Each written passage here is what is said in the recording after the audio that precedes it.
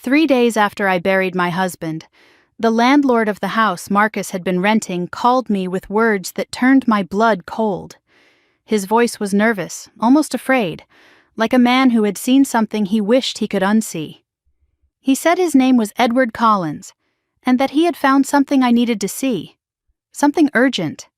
Something that could not wait. Then came the sentence that made my heart stop beating for a full 3 seconds. "Do not tell your sister," he said. "Do not tell her fiancé. You have to see this alone. I did not ask why."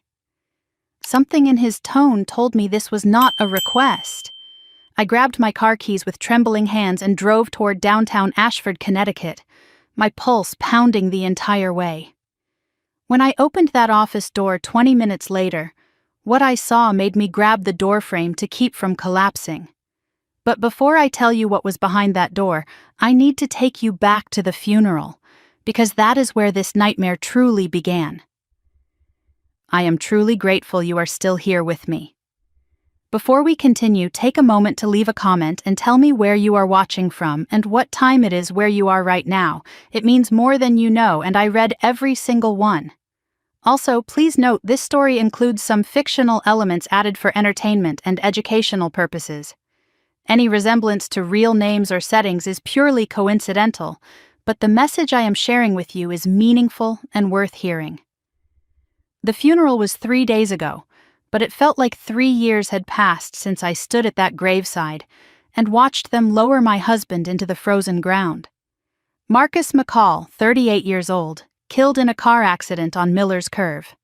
That is what the police report said. Sharp curve, wet road, no signs of foul play, case closed. A tragedy, nothing more. I was 36 years old and suddenly a widow. The word tasted like ash in my mouth every time I tried to say it. Widow. Such a small word for such an enormous emptiness. The service was held at Ashford Community Church on a gray October morning. The sky hung low and heavy, threatening rain that never came. Leaves fell from the maples lining the cemetery path, drifting down like grief made visible. I stood at the graveside surrounded by people I barely recognized, listening to a pastor I had never met read words about eternal rest and God's mysterious plan. I wanted to scream at him that there was nothing mysterious about a man dying at 38. There was only cruelty and randomness, and the terrible silence of a house that would never hear his voice again. But something else nagged at me that day. Something I could not name. My sister Jenna and her fiancé Tyler arrived 15 minutes after the service started. I saw them hurrying across the cemetery parking lot, Jenna's heels sinking into the soft earth, Tyler gripping her elbow like he was holding her upright. They slipped into the back row just as I began my eulogy. I looked out at the gathered mourners and caught Jenna's eye.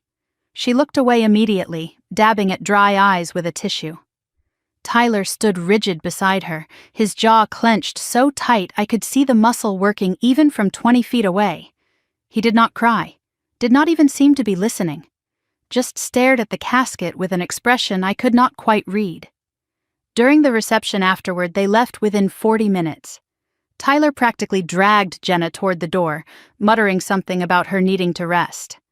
I wanted to call out, to ask them to stay, to beg my sister to sit with me and hold my hand the way she used to when we were children, but they were gone before I could finish my second cup of coffee. And just before they walked out, I saw Tyler lean close to Jenna and whisper something. Whatever he said made her face go pale as milk. I dismissed it at the time. Grief makes people act strange. I told myself that over and over during the 3 days that followed. Grief makes people act strange. But now, sitting alone in my silent house with Edward Collins's words echoing in my skull, those moments replayed like a warning I should have heeded. The house felt wrong without Marcus. Our home of 8 years had become a museum of absence. His coffee mug still sat in the sink where he had left it the morning of the accident. His reading glasses waited on the nightstand, patient as ever. His winter coat hung by the front door, still carrying the faint scent of his cologne, cedar and sandalwood. Every time I walked past it, my chest seized up like a fist had closed around my heart. I had not been able to enter his home office yet, the room where he spent so many late nights working on accounts, staring at his computer screen with that little furrow between his eyebrows that I always found endearing. Our marriage was not perfect. No marriage is. But it was good. I thought it was good. Yet, in those final weeks, Marcus had been distracted, working late more often than usual, taking phone calls in the other room and speaking in low tones I could not quite hear. I assumed it was stress from a difficult client. I never thought to ask deeper questions.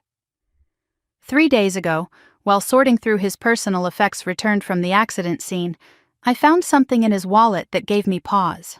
A business card, slightly crumpled, wedged behind his driver's license. Edward Collins, Property Management, Collins Building, with a downtown Ashford address I did not recognize. Marcus had never mentioned renting another property. We shared everything, or so I believed. Why would he have a landlord I had never heard of? I meant to ask someone about it. But grief swallowed me whole, and the card sat on my kitchen counter like an unanswered question. Until this morning, when that same Edward Collins called me with a voice full of fear. Let me tell you about that phone call because the details matter. The phone rang at 9:17 in the morning. I almost let it go to voicemail. I was not ready to hear another neighbor tell me how sorry they were, how Marcus was in a better place now, as if anyone knew where that better place was supposed to be. But old habits die hard, so I picked up. "Mrs. McCall," the voice said. It was familiar but formal. "My name is Edward Collins. I'm the landlord of a property your husband was renting. I am sorry to bother you during such a difficult time." I almost hung up. Another sympathy call, I thought. Another stranger offering condolences that would change nothing. But then Edward said something that made me grip the phone until my knuckles turned white. "Your husband left something with me," he said. "Something he told me you needed to see if anything ever happened to him." My blood ran cold. If anything happened to him. "What do you mean by that?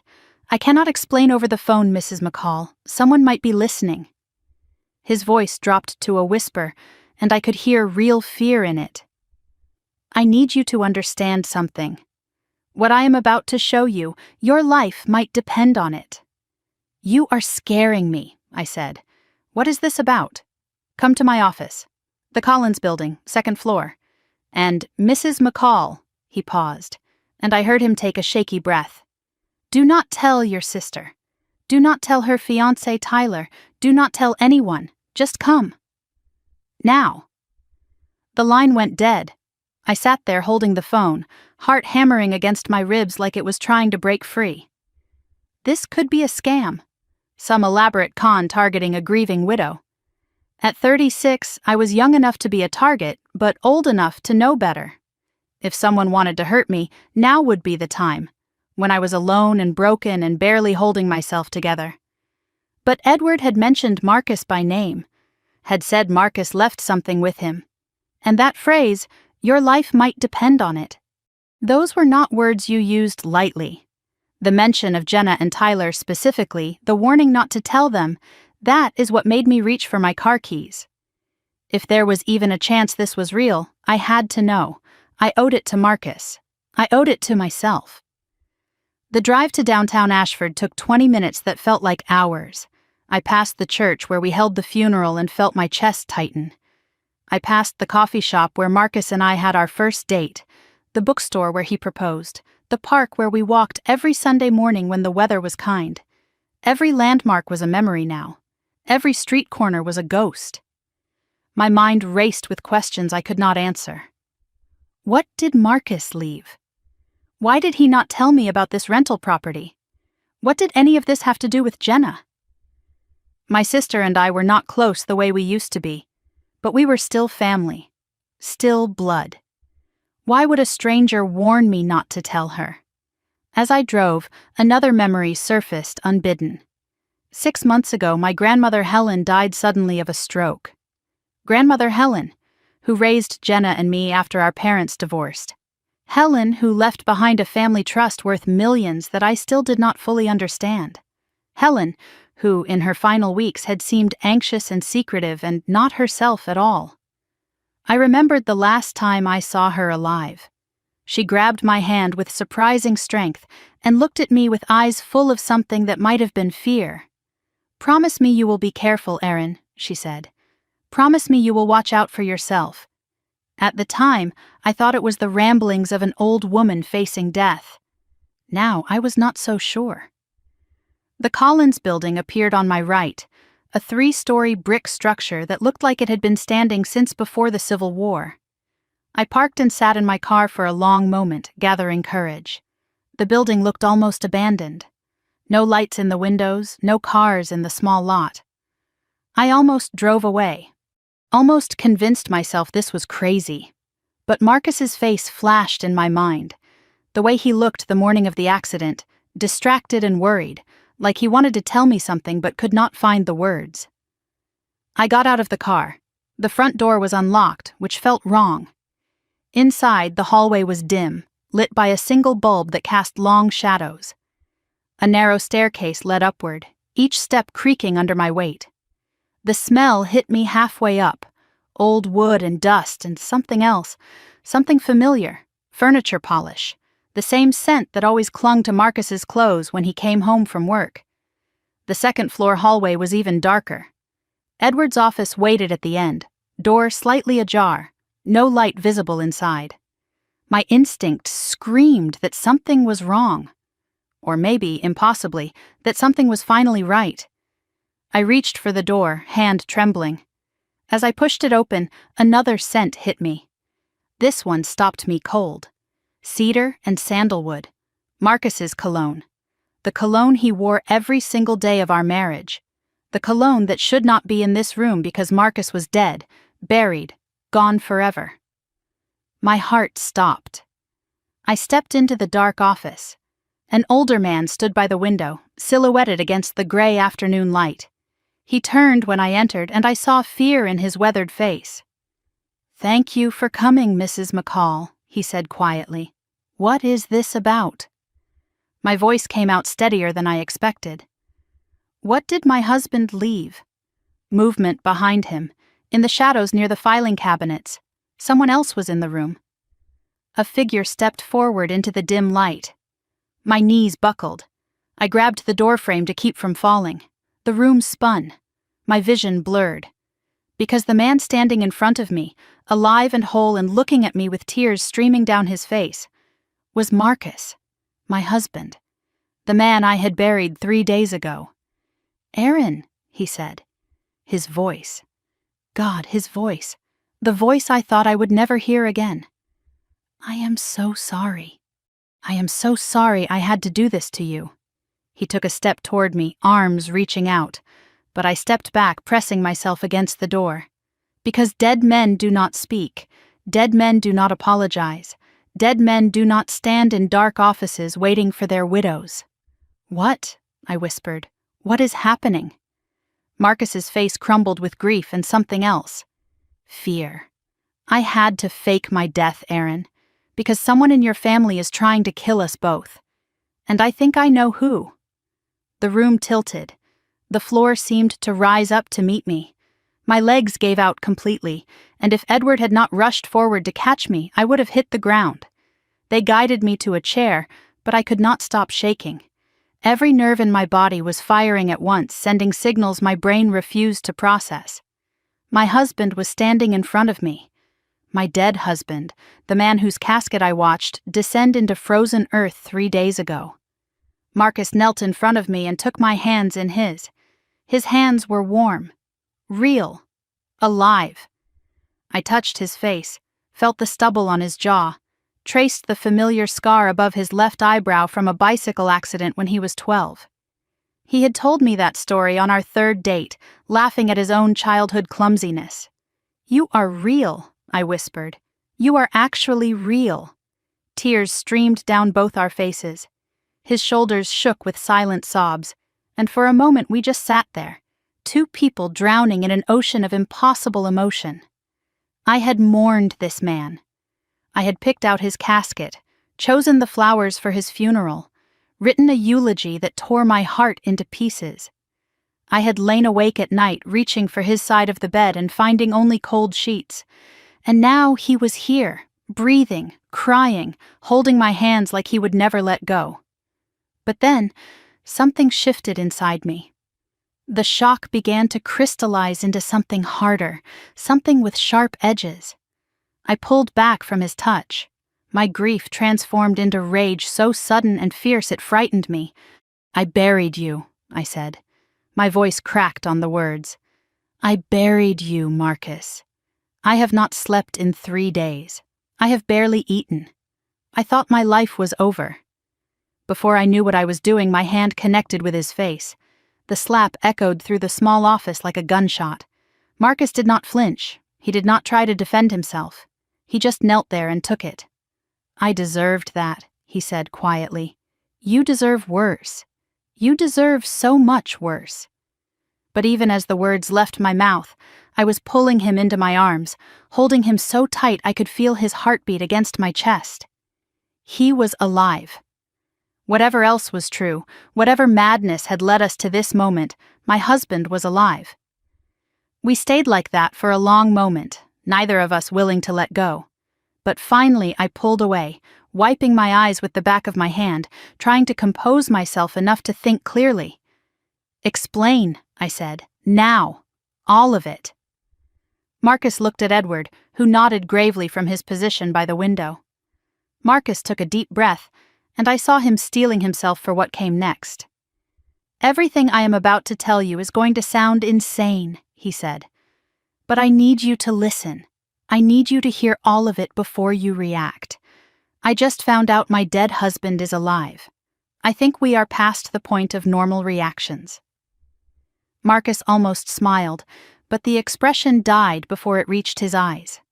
He sat back on his heels and looked up at me with a face full of sorrow. "It started 6 months ago," he said, "with your grandmother." I stiffened in my chair. "Grandma Helen? What does she have to do with this?" "Everything, Aaron. She has everything to do with this." Marcus paused, gathering his thoughts. When he spoke again, his voice was heavy with a truth he had been carrying alone for far too long. "Your grandmother did not die of a stroke." I felt the words hit me like a physical blow. "What are you talking about?" "The doctors said it was a stroke. They said her heart just gave out." "The doctors lied," Marcus said. "Or at least one doctor did. The one who signed her death certificate." The room seemed to shrink around me. "Marcus, you are scaring me."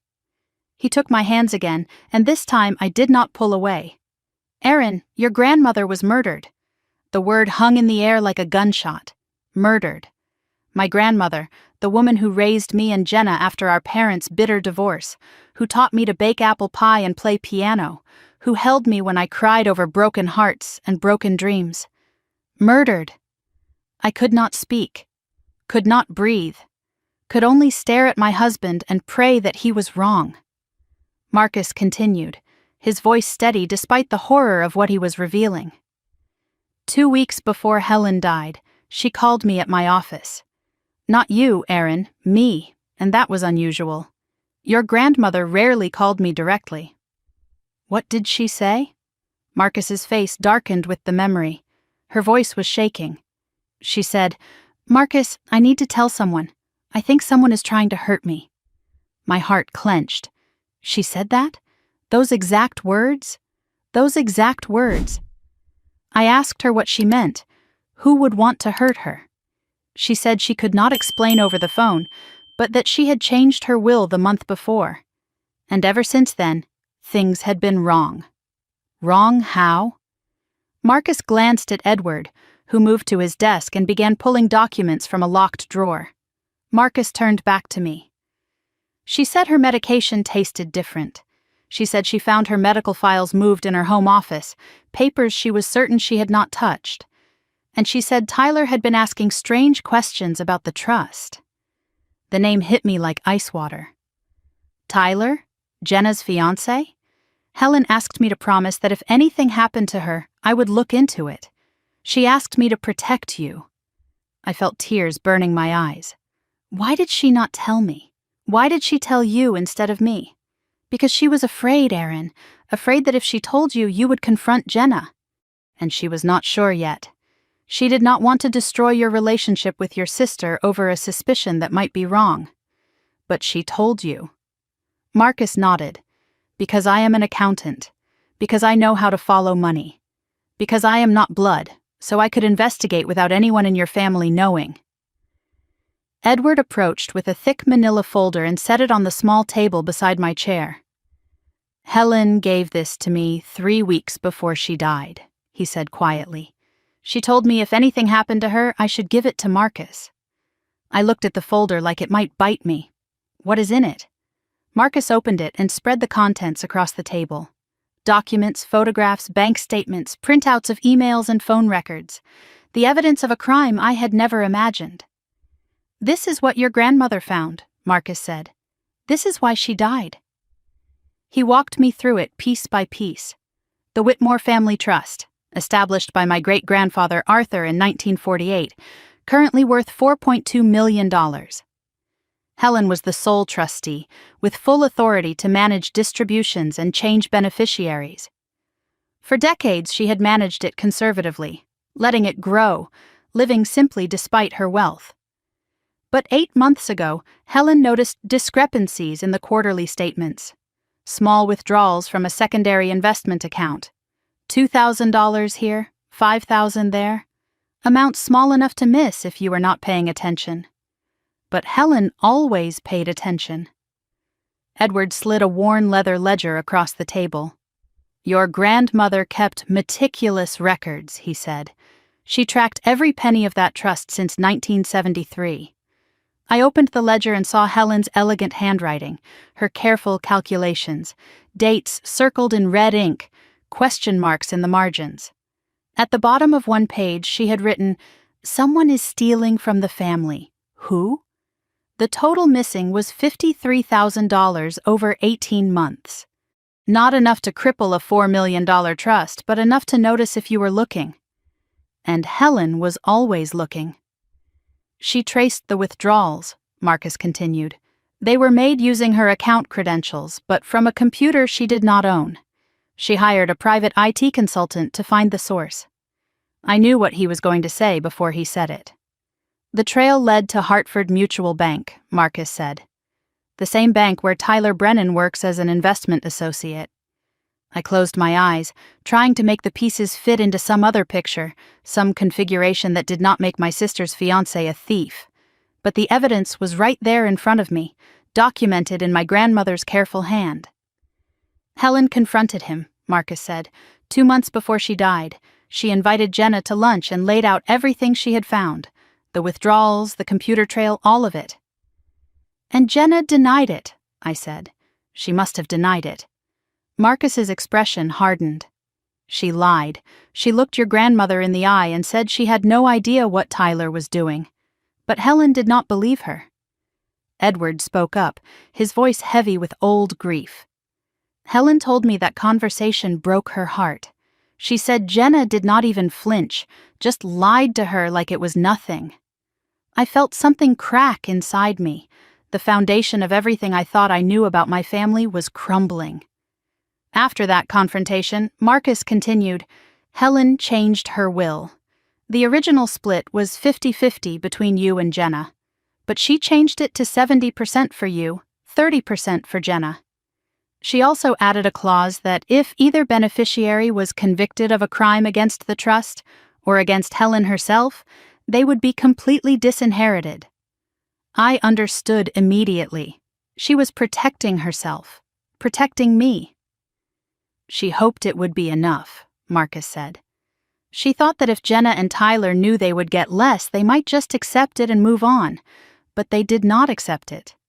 No. Marcus's voice went cold. When Tyler found out about the new will through his contacts at the bank, everything changed. Suddenly, Helen was not just an inconvenience. She was a threat. If she died while the new will was in effect, Jenna and Tyler would lose over $1 million. But if something happened to Helen before the will was finalized with the court... The will was filed 2 weeks before she died, I said, the timeline clicking into place. They had a 2-week window, and they used it. Marcus pulled out another set of documents, medical records, prescription histories. A photograph of an older man in a white coat, silver-haired and distinguished. Your grandmother had a heart condition, Marcus explained. Managed for years by Dr. Raymond Voss, her cardiologist for over a decade. But 6 weeks before Helen died, Dr. Voss suddenly retired and moved to Florida. A new doctor took over her care. Dr. Nathan Mercer. I stared at the photograph. I had never seen this man before. Dr. Mercer changed Helen's medication, Marcus said. He told her it was a newer, more effective treatment. What he did not tell her was that the new medication would interact badly with her existing heart condition. It caused arrhythmias that mimicked stroke symptoms. You are saying a doctor murdered my grandmother. I am saying a doctor prescribed medication he knew would kill her. And that doctor played golf with Tyler Brennan every Saturday for 2 years. Edward added quietly, I pulled Dr. Mercer's financial records. He received a $200,000 consulting fee from an offshore account 3 days after Helen's death certificate was signed. I thought I might be sick. The room was spinning again, but this time it was not from shock. It was from rage. Pure, burning rage. They killed her for money, I said. They killed her for a trust fund. Marcus nodded slowly. And when I started asking questions, when I got too close to the truth, they tried to kill me too. He reached into the folder one more time and pulled out a single sheet of paper, a printout of a text message exchange. Edward recovered these from Helen's phone before it disappeared, Marcus said. They are between Jenna and Tyler, dated 1 week before Helen's death. I took the paper with trembling hands and read the words that would destroy everything I thought I knew about my sister. Tyler, the new meds are working. Doctor says it won't be long now. Jenna, good. I can't keep pretending everything is fine. She looks at me like she knows. Tyler, she suspects but she can't prove anything. Just keep visiting her. Act normal. It'll be over soon. Jenna, what about Erin? Tyler, don't worry about Erin. Once the old woman is gone and you can test the will, we'll have everything. Your sister won't know what hit her. Jenna, I love you. Tyler, I love you too. 1 more week, baby. 1 more week and we're rich. I read the texts 3 times, 4 times. My hands were shaking so badly the paper rattled. No, I whispered. No, this is not. Jenna would never. Marcus's voice was gentle but firm. I am sorry, Erin. Your sister knew. She knew what Tyler was planning and she helped him do it. I looked up at my husband, tears streaming down my face. She killed our grandmother. My own sister helped murder the woman who raised us. Marcus nodded slowly. And when I started asking questions, when I got too close to the truth, they tried to kill me too. That is why I had to fake my death, Erin, because they were coming for me. And once they realized I knew, they would come for you next. The texts blurred in my vision, but the words were seared into my brain. My sister, my baby sister. The girl I taught to ride a bike, who I held when she cried about boys, who I stood beside at our grandmother's funeral while she wept crocodile tears. She was a murderer. And according to my not-so-dead husband, I was next on her list. I read those text messages until the words stopped making sense, until they became just shapes on paper that could not possibly mean what they said. My sister, my baby sister. The girl who used to crawl into my bed during thunderstorms. The woman I stood beside at our grandmother's funeral, holding her hand while she sobbed. She had known. She had helped plan it. She had watched our grandmother die and then cried crocodile tears at her grave. This cannot be real, I said, my voice hollow. Someone must have faked these messages. Someone is trying to frame Jenna. Marcus shook his head gently. Edward recovered them directly from Helen's phone before it disappeared. The phone company confirmed the numbers matched Jenna and Tyler's devices. The timestamps are verified. It is real, Erin. My legs would not hold me. I sank back into the chair, my entire body going numb. Physical symptoms of shock rolled through me in waves. My hands felt like they belonged to someone else. A high-pitched ringing filled my ears. My vision narrowed until Marcus's face was the only thing I could see clearly. I thought of Jenna as a child, 6 years old with messy pigtails and a gap-toothed smile, holding my hand on her first day of kindergarten because she was too scared to walk in alone. I thought of her at 12, crying in my bedroom after a boy at school made fun of her braces, and me telling her that someday she would be beautiful and that boy would regret ever being mean to her. I thought of her at 25, glowing with happiness when she introduced me to Tyler, telling me she had finally found the one. How did that little girl become a monster? She was at the funeral, I whispered. She cried. She gave a eulogy about how much Grandma meant to her. She talked about Sunday dinners and Christmas traditions, and how Helen taught her to be strong. Marcus knelt in front of me again. She has been playing a role for months, Aaron, maybe years. I looked up sharply. Years? Marcus glanced at Edward, who nodded slowly. There is more you need to know about the trust, Edward said. About why this happened, about what your grandmother discovered before the theft even began. Then tell me. My voice came out harder than I intended. Tell me everything. I need to understand how my sister became a killer. Edward moved to his desk and pulled out a thick binder marked Whitmore Family Trust in faded gold lettering. He carried it to the table and opened it carefully, revealing decades of documents, photographs, and financial statements. Your great-grandfather, Arthur Whitmore, built a small manufacturing empire in Connecticut in the 1940s, Edward began. When he died in 1978, he left everything in a trust for his descendants. Your grandmother Helen became the sole trustee in 1992 after her mother passed. I knew some of this. Helen had mentioned the trust occasionally, usually when explaining why she lived so simply despite owning a large house and never seeming to worry about money. The current value of the Whitmore Family Trust is $4.2 million, Marcus said. It generates roughly $200,000 annually in interest and dividends alone. Whoever controls it controls a small fortune. $4 million. I knew Grandma was comfortable, but I never imagined it was that much. Edward smiled sadly. Your grandmother lived simply by choice, not necessity. She believed wealth should be a safety net, not a lifestyle. She used to say that money was like water. Hold it too tightly and it slips through your fingers. Let it flow, and it nourishes everything it touches. That sounded exactly like Helen. I could almost hear her voice saying those words. The trust generates income, Marcus continued, but the principal has been growing for decades through careful investment. It is a significant inheritance. Significant enough to kill for, apparently. That is why Tyler targeted Jenna, I said, the realization crystallizing. He did not fall in love with her. He researched her. Marcus nodded grimly. Tyler Brennan did not meet your sister by accident at that charity gala 3 years ago.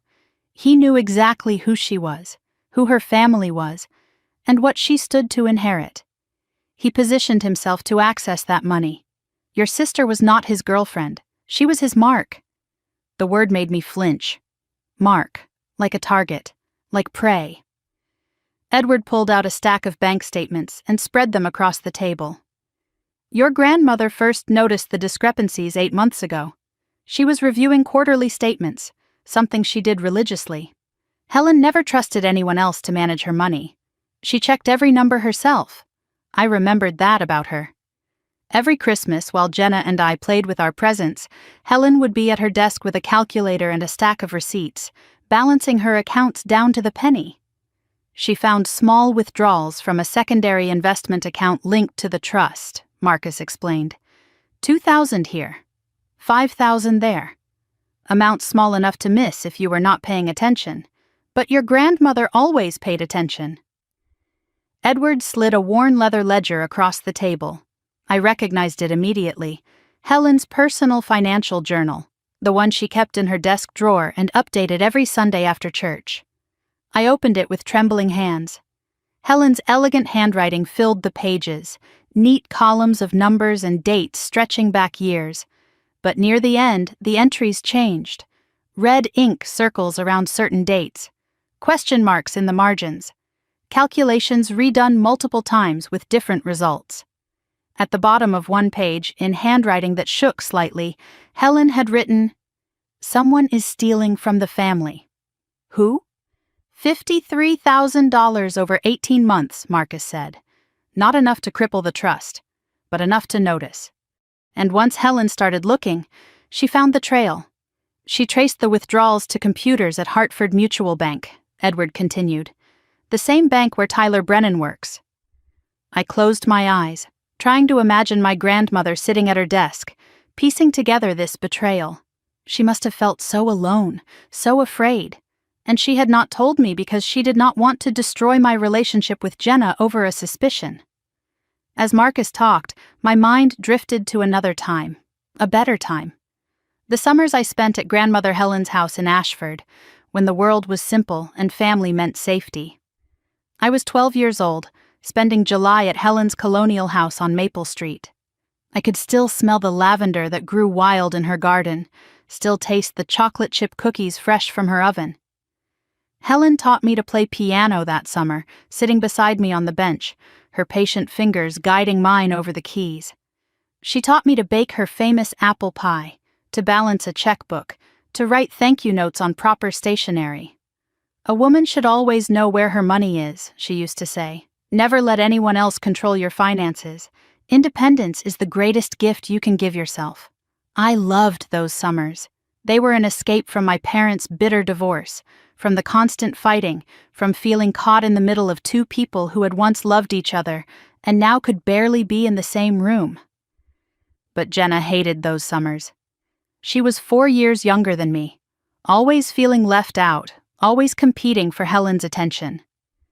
I remembered her throwing tantrums when Helen praised my piano playing. I remembered her sulking in corners when I got to help with the grown-up cooking while she was sent outside to play. Helen tried to include both of us equally. I know she did, but Jenna never believed it. One summer I must have been 15, I overheard her crying to our mother on the phone. "Grandma loves Erin more. She always has. It is not fair.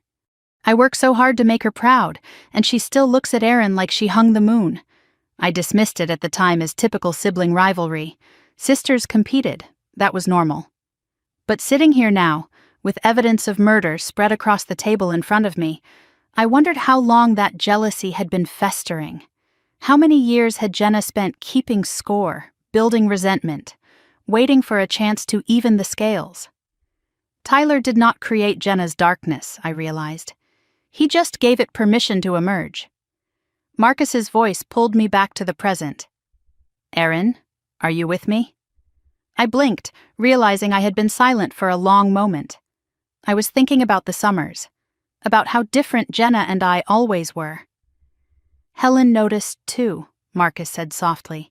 "That is part of why she changed the will." Edward pulled out another document, an audio recording device, old but functional. "Helen confronted Jenna 2 months before she died," he said. "She recorded the conversation without telling her." He pressed play, and my grandmother's voice filled the room. Hearing it again after 6 months was like a knife to my heart. "Jenna, I know about the withdrawals. I know Tyler has been accessing trust accounts." Silence on the recording. Then Jenna's voice, tight and defensive. "I do not know what you are talking about, Grandma. Do not lie to me, child. I have seen the records. $50,000 is missing. Even if that were true, it is family money. Tyler and I are going to be family. Tyler is a thief, and if you knew about this and said nothing, you are complicit." More silence. Then Jenna's voice changed, became harder, sharper. A voice I barely recognized. "You always favored Erin. This is just an excuse to cut me out. This has nothing to do with favoritism. This is about integrity, about trust." "Trust? You want to talk about trust? You are the one who controls everything. You decide who gets what, who is worthy, who is not. That is not family, Grandma. That is tyranny." Helen's voice broke slightly on the recording. "I am giving you a chance to make this right, Jenna. Leave Tyler, return the money. We can move past this." And then Jenna's final words. cold as ice.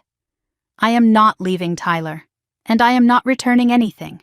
Do whatever you want with your precious trust. See if I care. The recording ended. Tears were streaming down my face. That was not my sister's voice. That was a stranger wearing Jenna's face. But deep down, I recognized something in it. The petulance, the resentment, the chip on her shoulder that had always been there, just hidden beneath smiles and I love yous. After that confrontation, Helen acted fast, Marcus said. She met with her attorney and revised her will. 70% to you, 30% to Jenna. She also added a clause that if either of you was convicted of a crime against the trust or against Helen herself, you would be fully disinherited. She knew, I whispered. She knew she was in danger. Edward's voice was heavy with grief. She told me as much. I begged her to go to the police, but she refused. She said she could not bear to see her granddaughter in handcuffs. She hoped changing the will would be enough. She underestimated them, Marcus said. She could not imagine her own granddaughter would choose money over her life.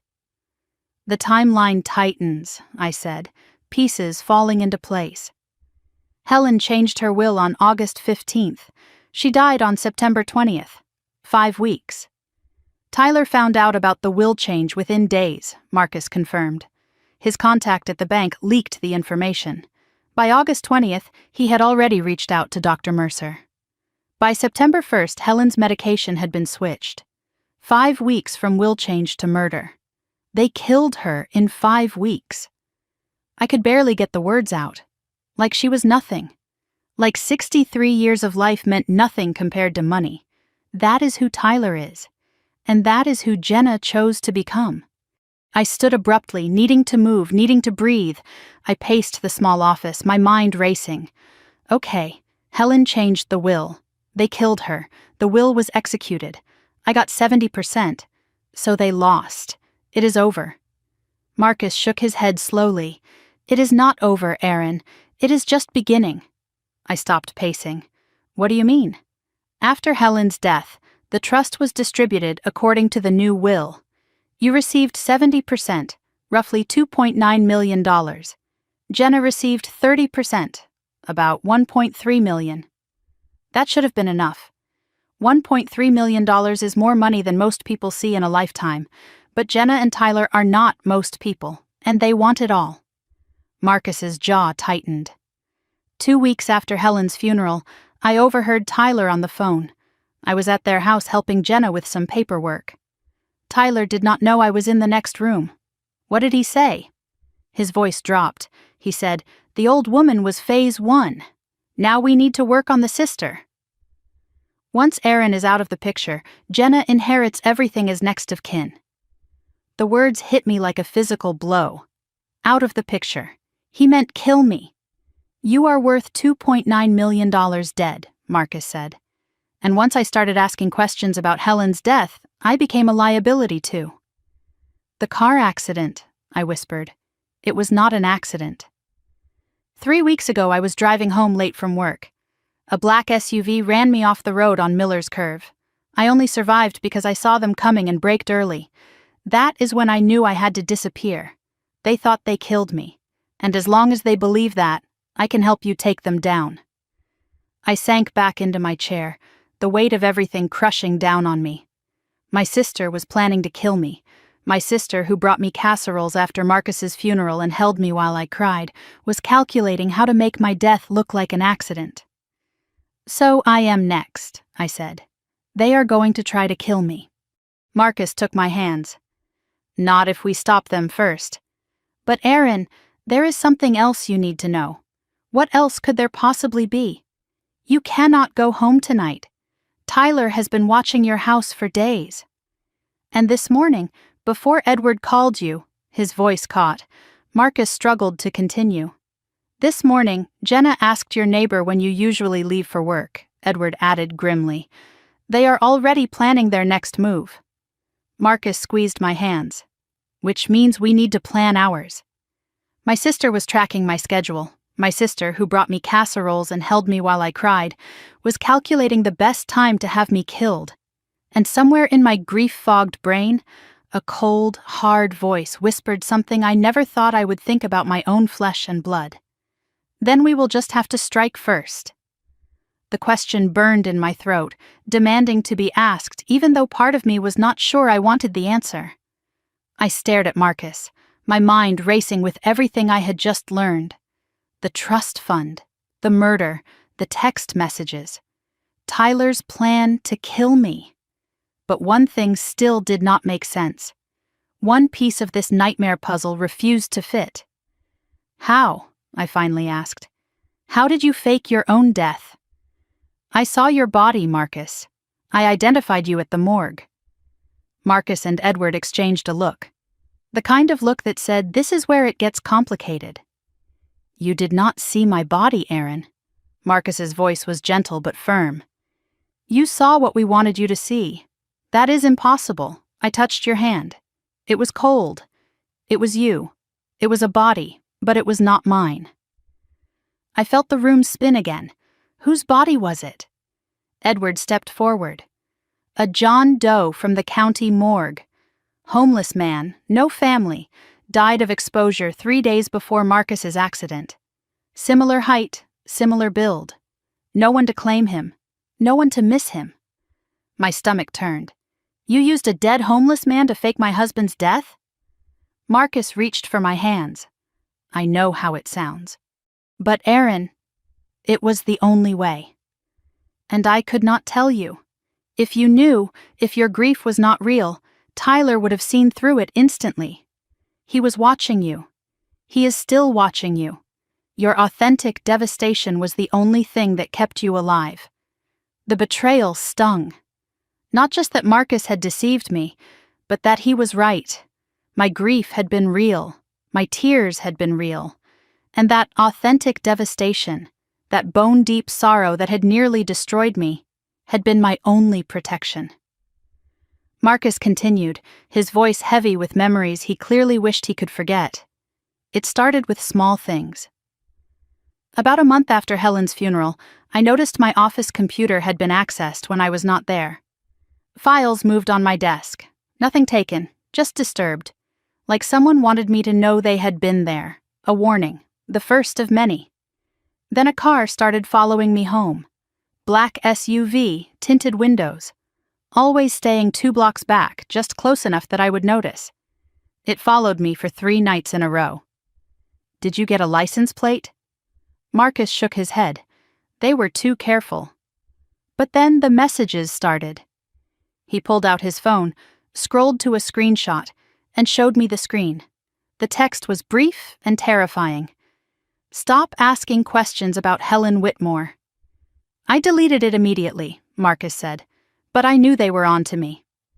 Then came the final warning. 1 week before my accident. He paused, and I saw pain flash across his face. I came home late from work, found the front door unlocked. I was certain I had locked it that morning. I searched the entire house. Nothing was taken. Nothing was obviously disturbed. Except one thing. What? A photograph of you. It had been on the living room mantel, the one from our anniversary trip to Vermont. I found it on the kitchen counter, and underneath it, a note. His voice dropped to barely a whisper. The note said, "She is next if you do not stop."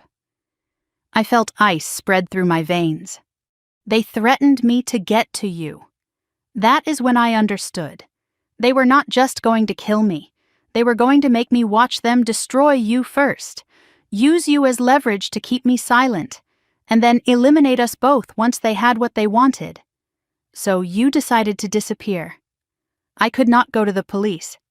Tyler has connections everywhere. His uncle is a city councilman with friends in the department. I could not warn you because you would have confronted Jenna, and then they would have killed you both. I needed to vanish completely, in a way that would make Tyler believe he had won.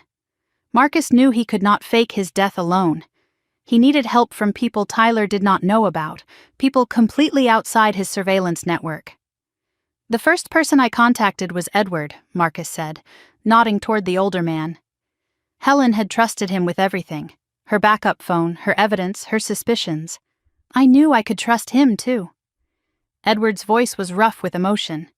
Helen was like a sister to me. We served on the town council together back in the 80s. When she died, I knew something was wrong. I just could not prove it. When Marcus came to me with his plan, I agreed immediately. Edward provided the safe house, Marcus continued. His family owns a cabin in Vermont, completely off the grid. No paper trail, no connection to me or to you. It is where I have been hiding for the past 3 weeks. But they needed someone else. Someone with medical expertise who could make a fake death look completely real. That is where Dr. Nathan Cole came in, Marcus said. Who? Edward answered. Nathan was Helen's personal physician for 20 years before he retired and moved to Maine. They stayed in touch.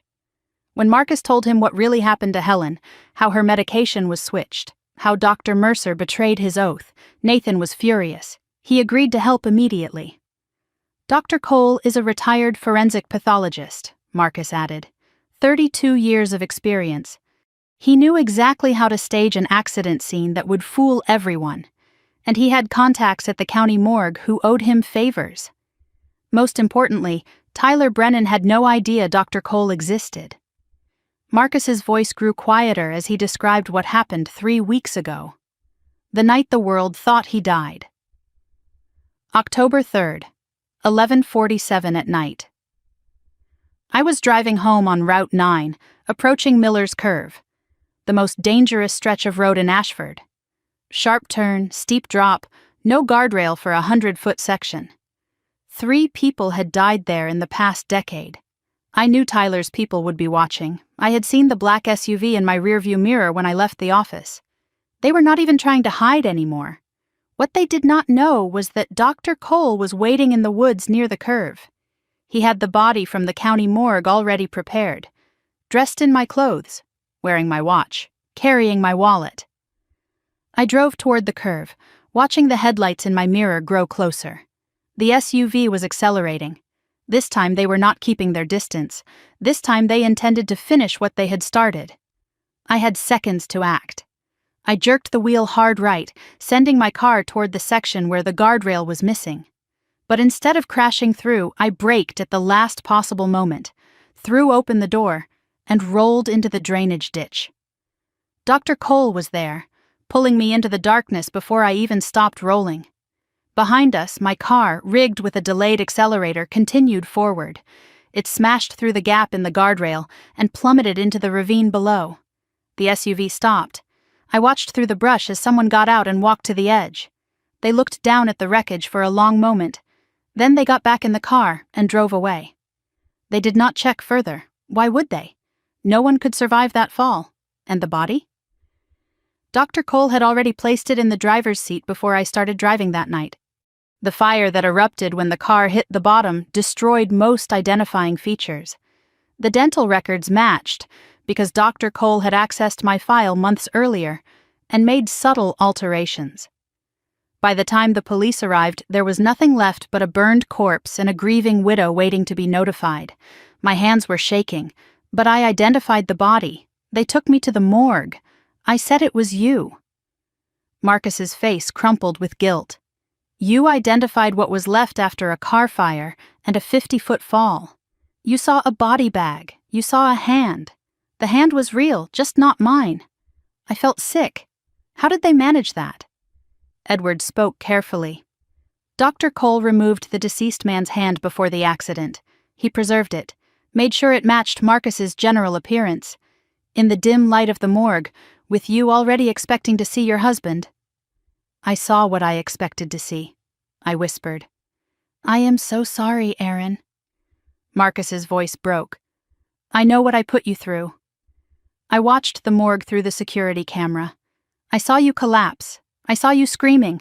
I almost broke cover right there. I almost ran in and told you everything. You watched me identify a stranger's body as my husband, and you did not stop it. The anger was back, mixing with relief, mixing with something I could not name. Every second was agony, Marcus said.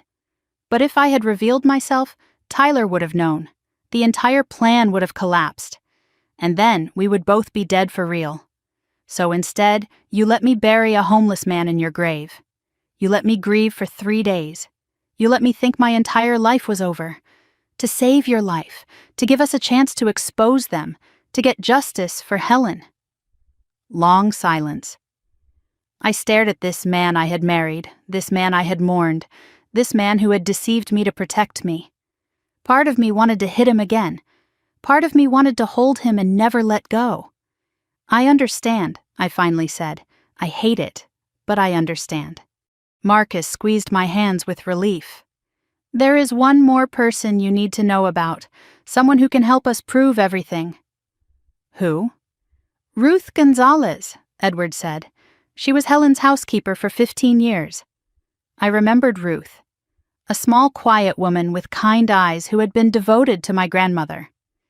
She disappeared right after Helen's funeral. I assumed she had found another position. Ruth was at Helen's house the day before she died," Marcus explained.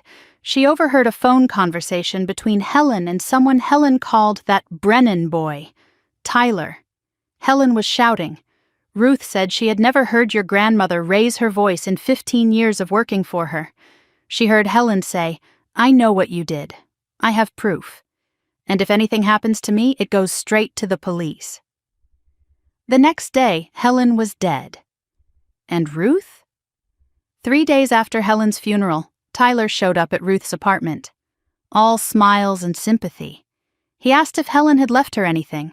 Any documents, any keys, anything at all. Ruth lied. Said no. That night, someone tried to break into her apartment. Ruth packed a bag and disappeared. She has been hiding in a cabin in Maine ever since. Dr. Cole has been in contact with her. She has evidence that could change everything. What kind of evidence? Photographs of documents Helen showed her. A recording of that final phone call Tyler does not know exists. And Helen's original medication bottles, the ones from before Dr. Mercer switched them. I felt hope kindle in my chest for the first time since this nightmare began. Ruth's testimony and evidence could prove Helen was murdered.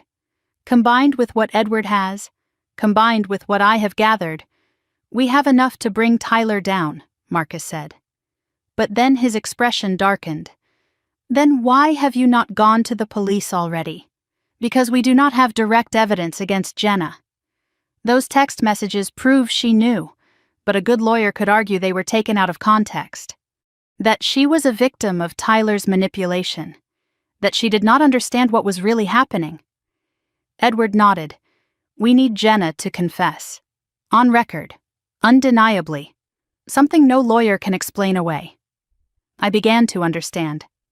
And you need me to get that confession. Marcus took my hands again. I know I am asking too much. After everything you have been through, after everything I put you through, I have no right to ask anything. But you are going to ask anyway. We need you to go back, to your house, to your life. We need you to be the grieving widow who is falling apart. Edward continued. Tyler and Jenna will come to you. They will offer to help with finances, with paperwork, with the estate. They will try to get you to sign a power of attorney. And when they do, Marcus said, when they think you are vulnerable and broken and alone. I finished his sentence. I will be recording everything. Silence fell over the room. The weight of what they were asking pressed down on me. Go back into the lion's den. Smile at the people who murdered my grandmother. Let them think they had won while secretly gathering evidence to destroy them. What if they try to kill me before I get enough evidence? You will not be alone, Marcus said firmly. I will be watching. Edward will be watching. And I have one more ally. Someone inside law enforcement who believes us. Who? Detective Laura Chen, Hartford Police Department. She investigated Helen's death originally. She was told to close the case. Natural causes, nothing suspicious. But she never believed it. A detective? Why did she not pursue it? Because her captain told her to drop it. The same captain who plays poker every week with a city councilman who happens to be Tyler Brennan's uncle. My stomach dropped. Tyler's corruption goes that high? We are not just fighting a killer, Aaron. We are fighting a network, but Chen is on our side. She has been building her own file, off the record. When we have enough evidence, she will take it to the state attorney general, bypass the local corruption entirely. I stood and walked to the window, looking out at the gray Ashford sky. Somewhere out there, my sister was planning my murder. Somewhere out there, a network of corrupt officials was protecting the man who killed my grandmother. I thought of Helen, of Ruth hiding in fear, of Marcus watching me grieve from the shadows. I thought of Jenna's voice on that recording, cold and cruel and utterly unrecognizable. When I turned back to Marcus and Edward, my eyes were dry. My voice was steady. Tell me exactly what I need to do. First thing tomorrow, you go home. You play the grieving widow. And when Jenna and Tyler show up with their sympathy and their schemes, I will be ready. Edward handed me a small device no bigger than a button. Wear this at all times. It records everything within 20 feet. And it has a panic button. If anything goes wrong, press it twice. We will be there in minutes. I took the device, felt its weight in my palm. So small, so insignificant looking. But it was a weapon. My weapon. I was about to become bait for my sister's trap. I was about to pretend to be broken while hunting the people who had destroyed my family. I left Edward's office that evening as a different woman than the one who had arrived. 3 hours ago, I was a widow drowning in grief. Now I was a soldier preparing for war, and my enemy wore my sister's face. The house felt different when I walked through the door the next morning. Not because anything had changed, but because I had. The same yellow curtains hung in the kitchen windows. The same family photos lined the hallway. The same smell of lavender from the diffuser Marcus had bought me last Christmas. But I was not the same woman who had left this house yesterday morning, numb with grief and barely able to function. Now I was a weapon, and this house was my battlefield. I paused at the threshold, took a deep breath, and prepared to become someone else. The recording device was pinned inside my bra, small and undetectable, always listening. I touched Marcus's coat still hanging by the front door, let the grief wash over my face. The grief was real. I was still mourning, just not for the reason anyone watching would think. I was mourning the sister I thought I had, the family I thought I knew, the life I thought was waiting for me. I moved through the house slowly, deliberately. Marcus had warned me that Tyler might have cameras inside. Every movement had to look like a broken woman barely holding herself together. I picked up Marcus's coffee mug from the sink, the one I had not been able to wash since the accident. I held it to my chest and let tears fall. The tears were real, too. I did not have to fake those.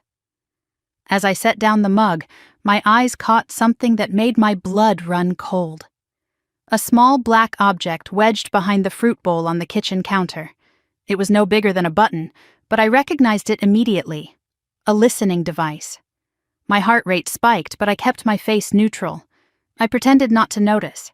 I continued my performance of grief, making coffee I did not want, sitting at the kitchen table and staring at nothing. All while knowing that somewhere Tyler Brennan was listening to every sound I made. He was not just planning to kill me. He was already inside my home. 2 hours later, the doorbell rang. I opened it to find Jenna and Tyler standing on my porch, picture perfect in their concern. Jenna held a casserole dish covered in tin foil. Tyler carried grocery bags bulging with food I would never eat. They looked like the ideal supportive family, rushing to help their grieving relative. "Oh, Aaron," Jenna's voice dripped with sympathy. "We have been so worried about you." She pulled me into a hug before I could react. Her arms wrapped around me, familiar and strange at the same time. These were the same arms that had comforted me after our parents' divorce. The same arms that had held me when my first boyfriend broke my heart. The same arms that had helped orchestrate our grandmother's murder. I forced myself not to stiffen, not to pull away. I let her hold me and patted her back like a grateful sister should. "Thank you for coming," I said, my voice carefully weak. "I do not know what I would do without you." Tyler stepped inside without being invited, already scanning the room with eyes that missed nothing. He set the grocery bags on the counter, right next to the listening device he had planted, and turned to me with a smile that never reached his eyes. "You should not be alone right now," he said. "Family needs to stick together." I watched him through lowered lashes as Jenna bustled around my kitchen, putting away groceries and making sympathetic noises. Tyler's eyes landed on Marcus's desk in the corner of the living room, the desk where Marcus had kept his files, the desk where evidence of his investigation might still be hidden. Tyler lingered there a moment too long before catching himself. "Is there anything we can help with?" he asked smoothly. "Paperwork? Bills? I know how overwhelming all of this can be after a loss. I have not been able to touch anything yet." I let my voice tremble. It is all still his. "Of course." Tyler's smile widened slightly. "When you are ready, I am happy to help sort through the financial stuff. That is my specialty, after all." I wanted to scream at him. I wanted to tell him I knew exactly what his specialty was: fraud, theft, murder. But I smiled weakly and said nothing. Jenna settled me on the couch like I was an invalid and brought me tea I had not asked for. She sat beside me, took my hand, and stroked it gently with her thumb.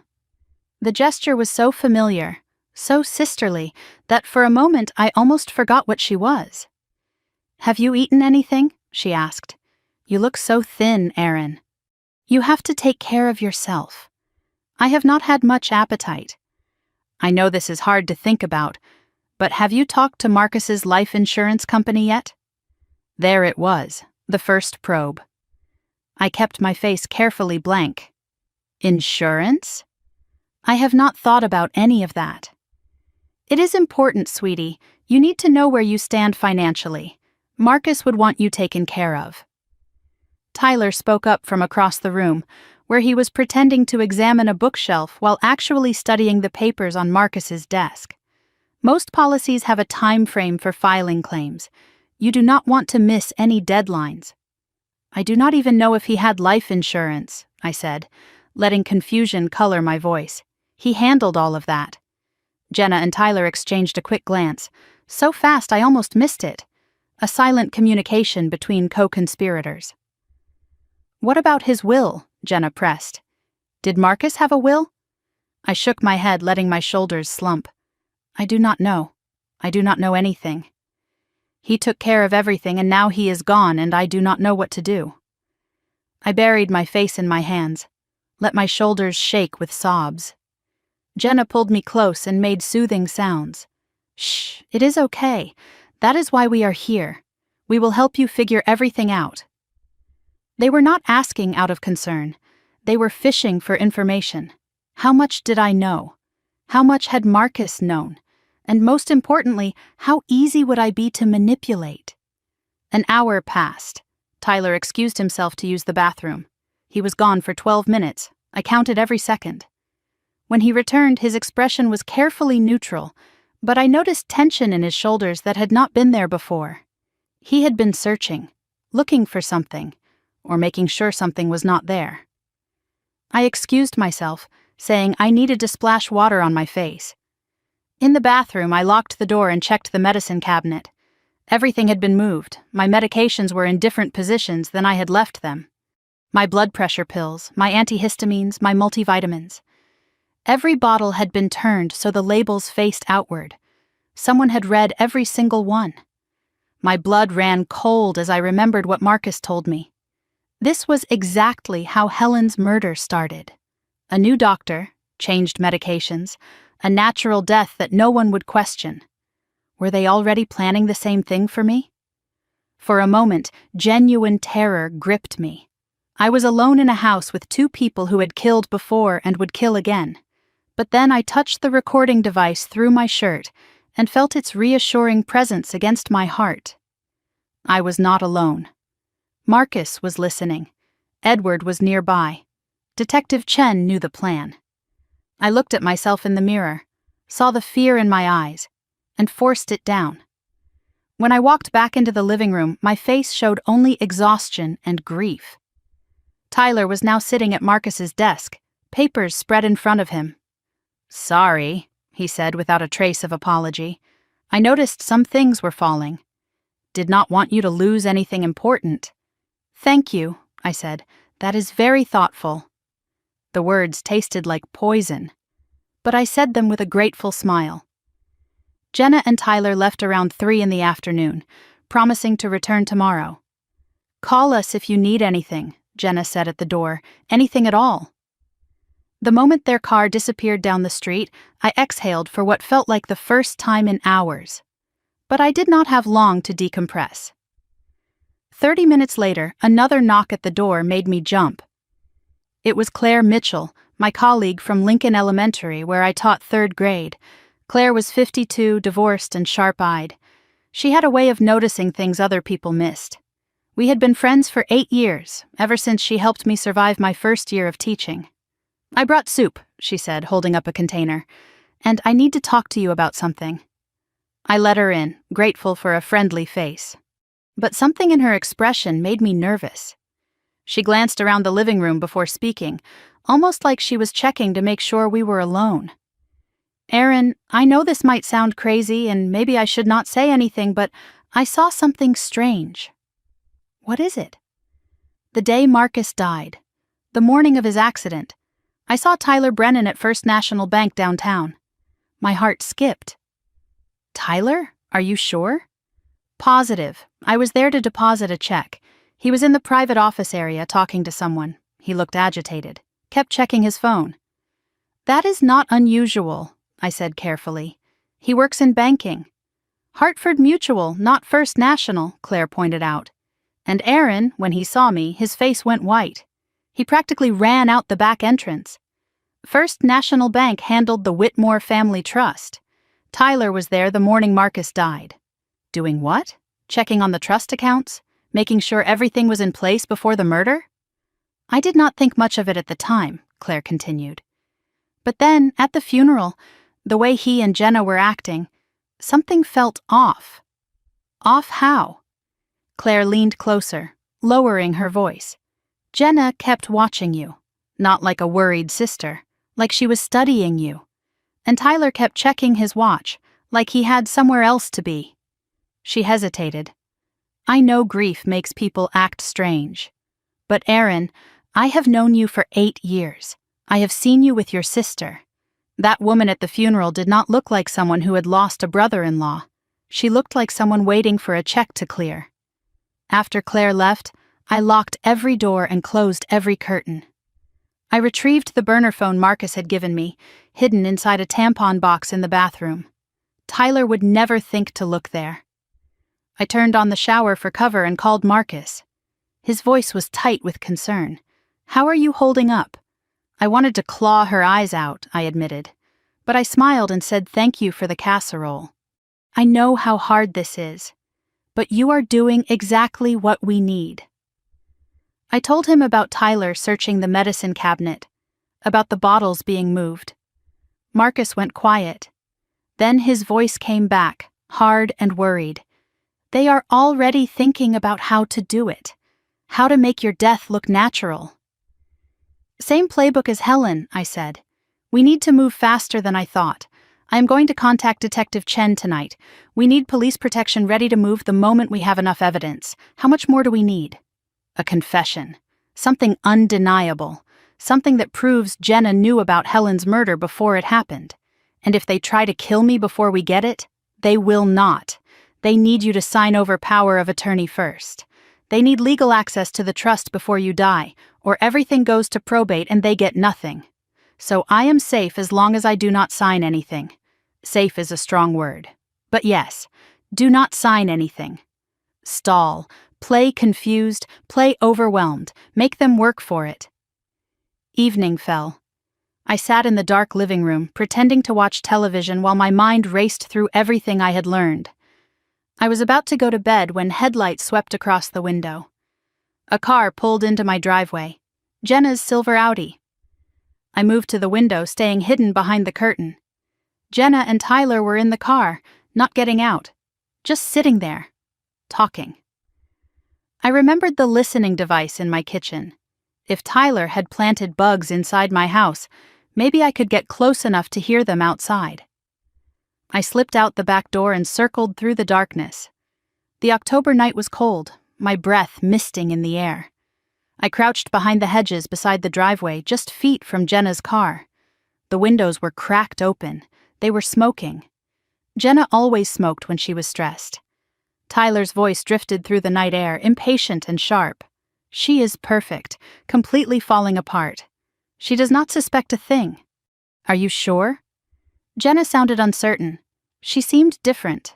Something in her eyes. That is grief, babe. Trust me. She is broken. What about the documents? Did you find anything on Marcus's desk? Nothing useful. Either he did not keep files at home or someone cleaned them out. The landlord? That Collins guy? I am having him watched. So far, nothing suspicious. A pause. Then Jenna's voice again, harder now. How long until she signs? I will bring the papers next week. Tell her it is just to help manage her accounts during this difficult time. Standard stuff. And after she signs?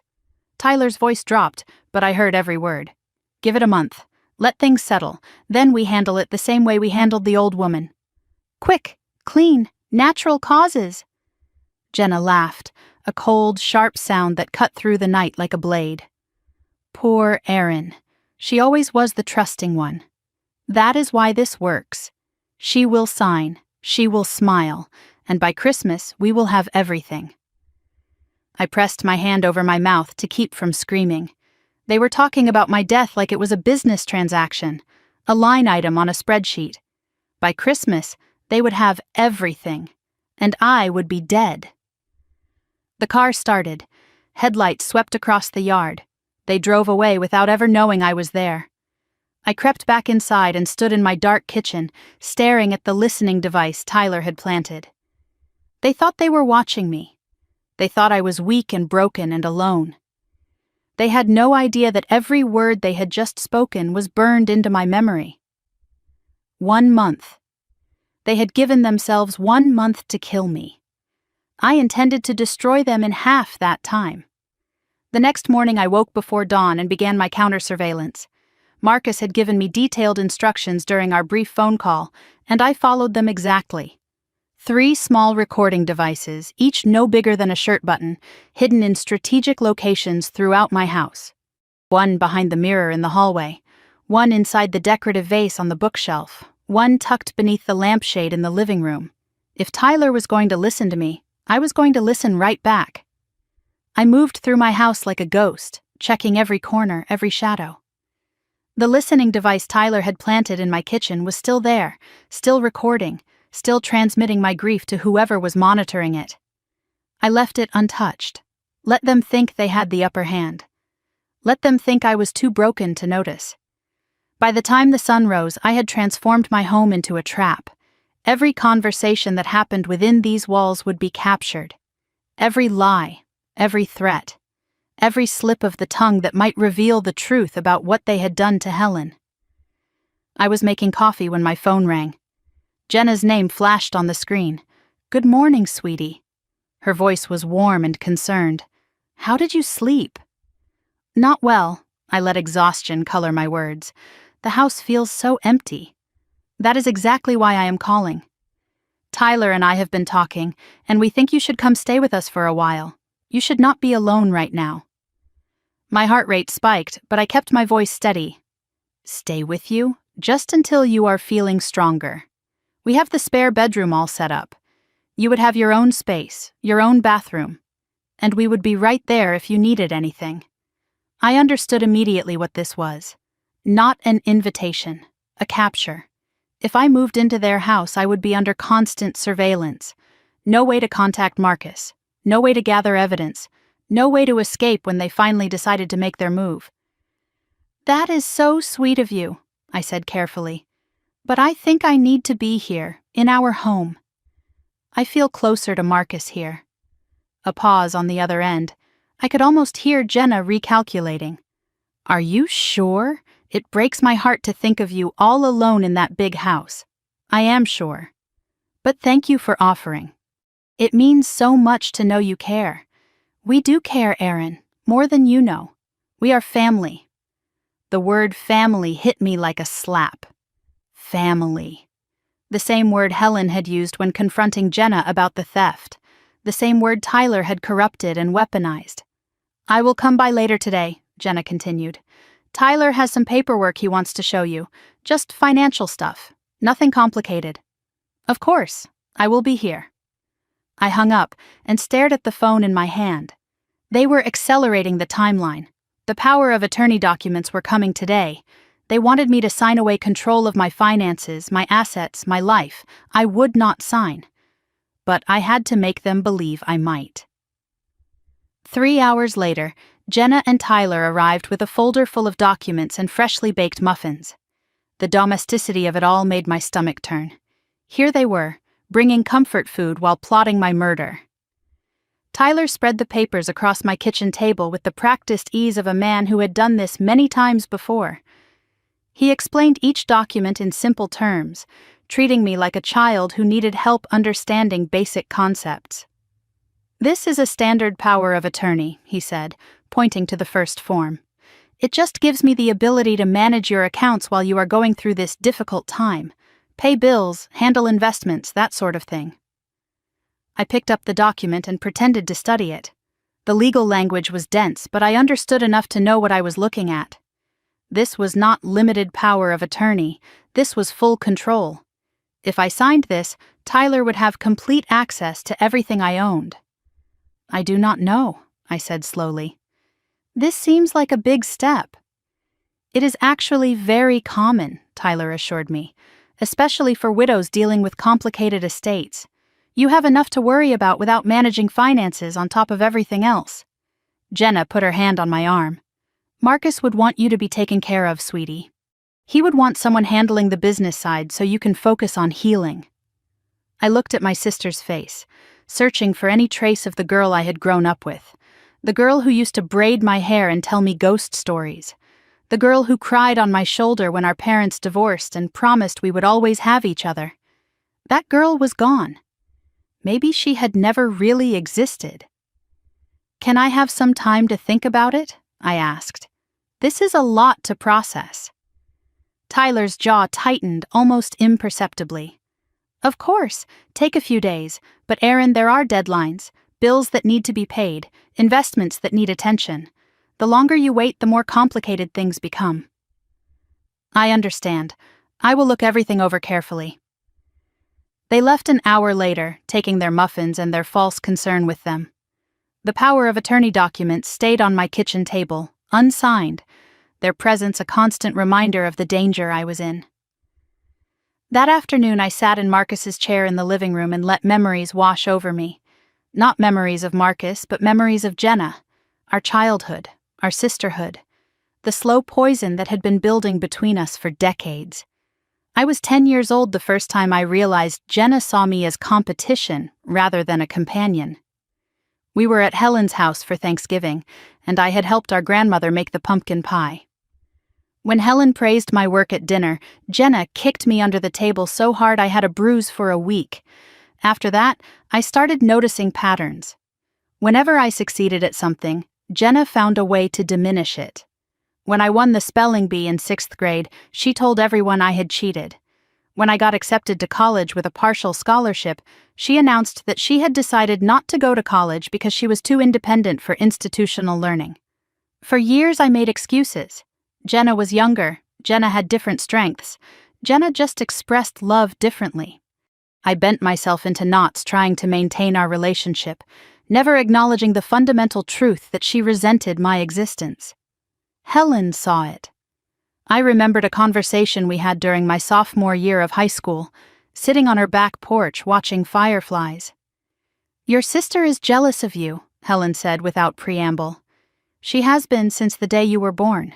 I was shocked. Jenna loves me. Helen smiled sadly. Love and jealousy are not mutually exclusive, child.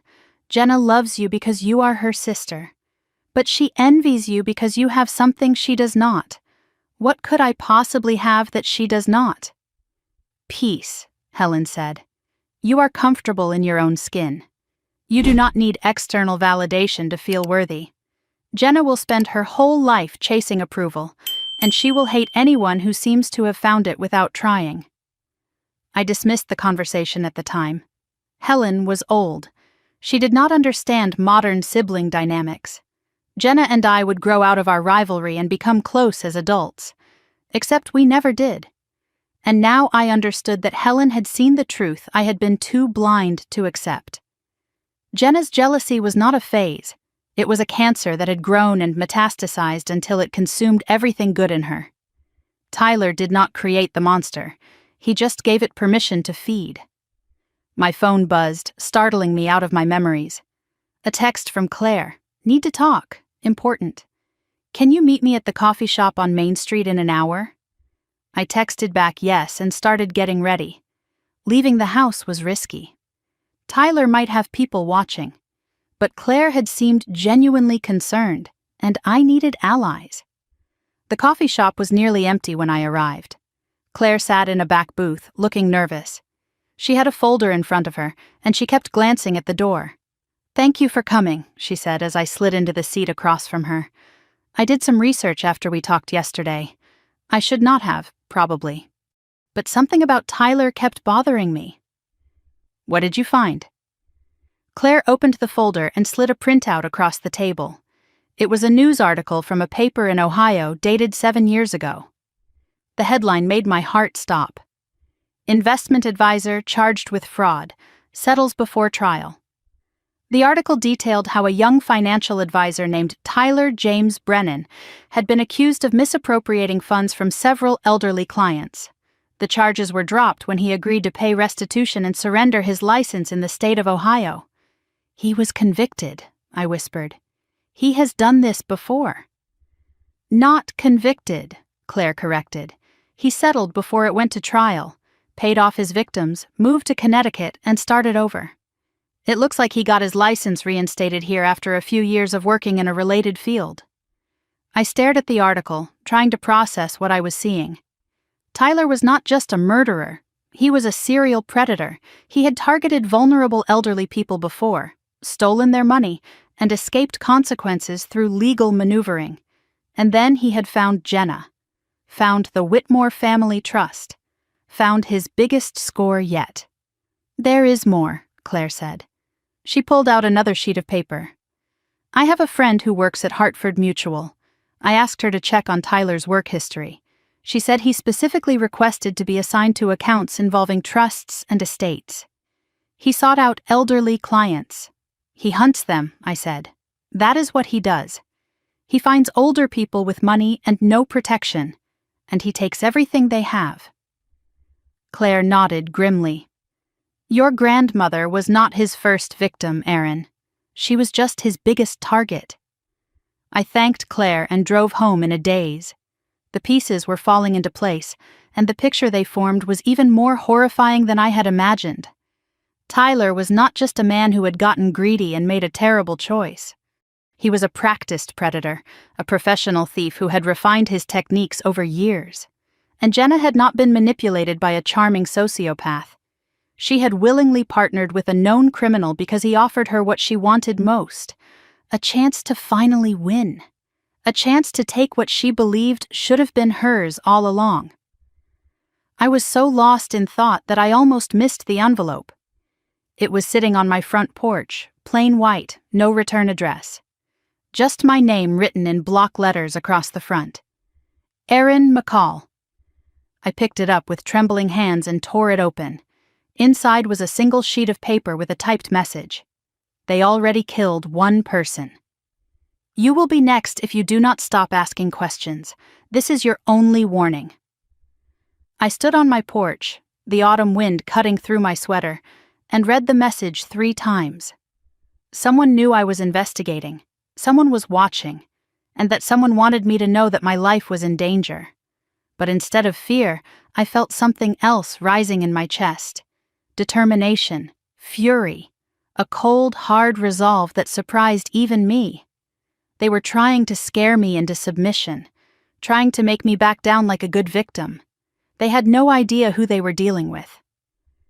I walked into my house, tucked the threatening note into the folder with the rest of my evidence, and called Marcus on the burner phone.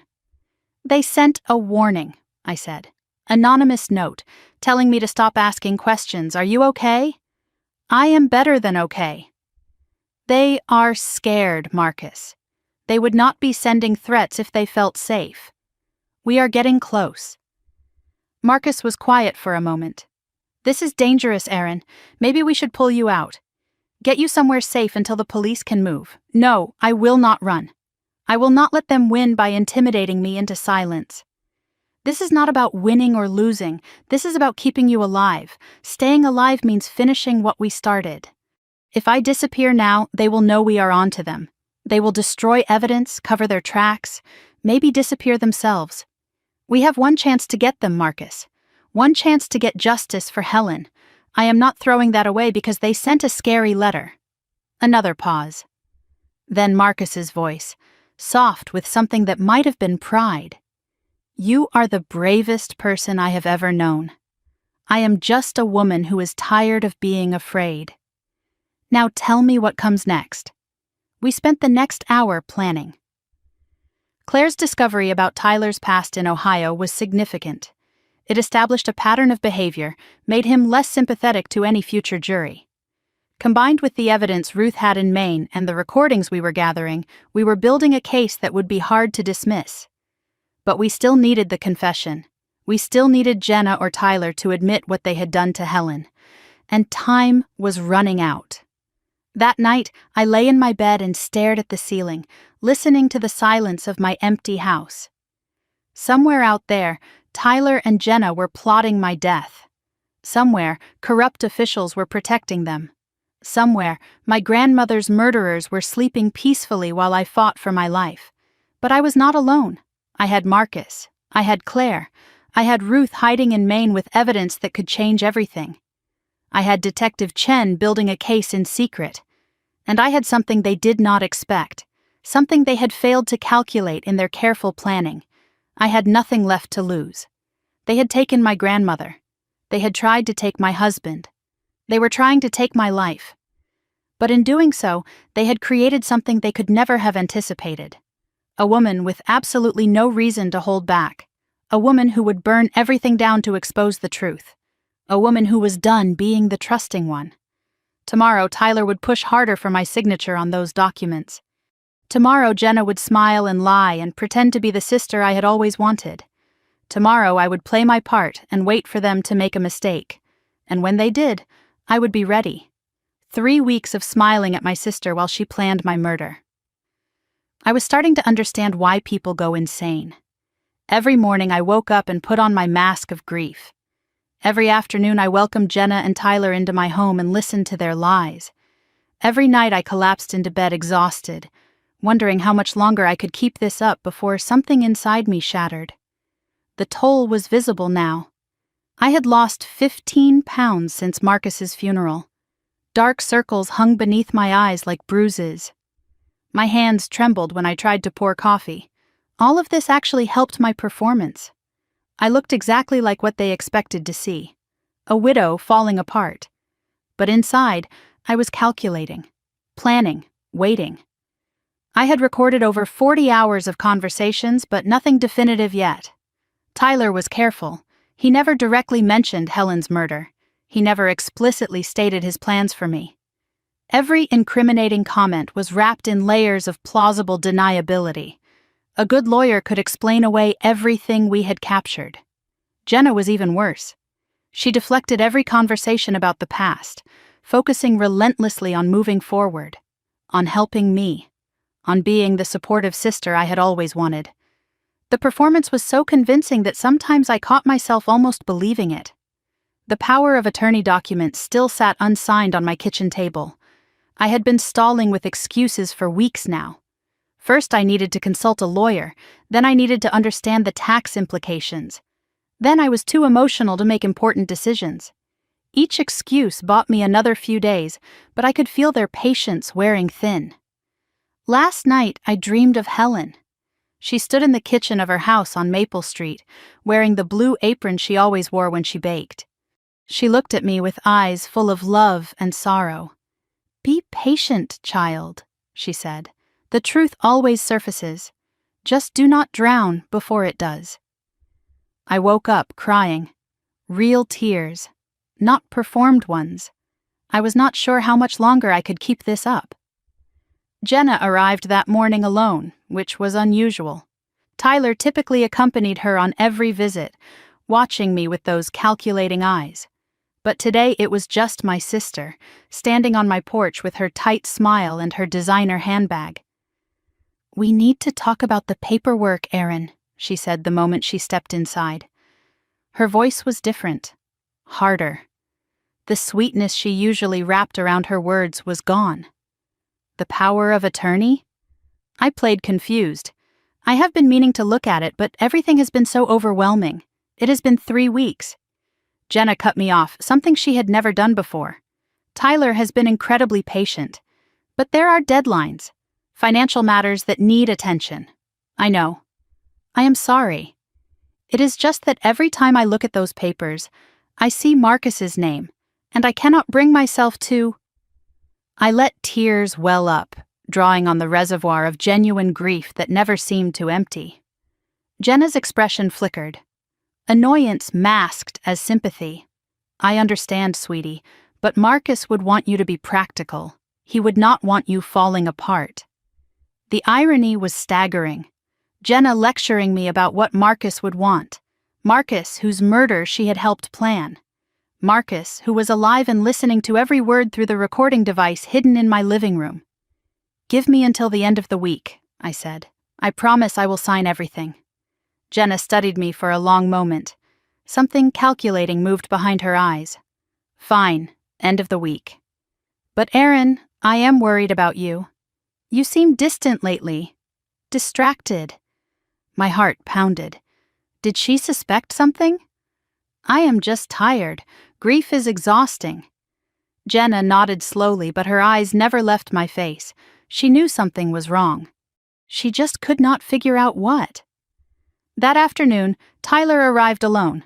No casseroles this time, no pretense of family concern. He walked into my living room like he owned it and sat across from me without being invited.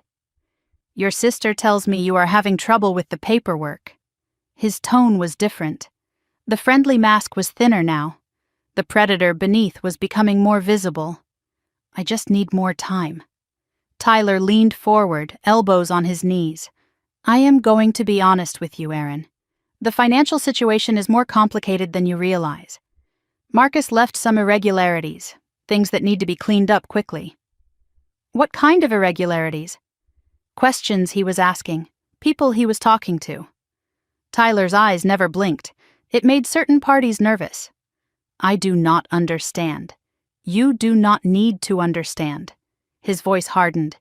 "You just need to trust me. Sign the papers, let me handle the finances, and everything will be fine." "And if I do not?" The temperature in the room seemed to drop. Tyler's smile remained fixed, but his eyes went cold. "Bad things happen to people who make life difficult, Erin. Your grandmother learned that lesson." I felt ice spread through my veins. "Did he just say what I thought he said?" Tyler continued, his voice soft and dangerous. Helen was stubborn too, kept asking questions, digging into things that were none of her business. And then, tragically, she had that stroke. He shrugged, a casual gesture that made my blood boil. Life is fragile. Accidents happen.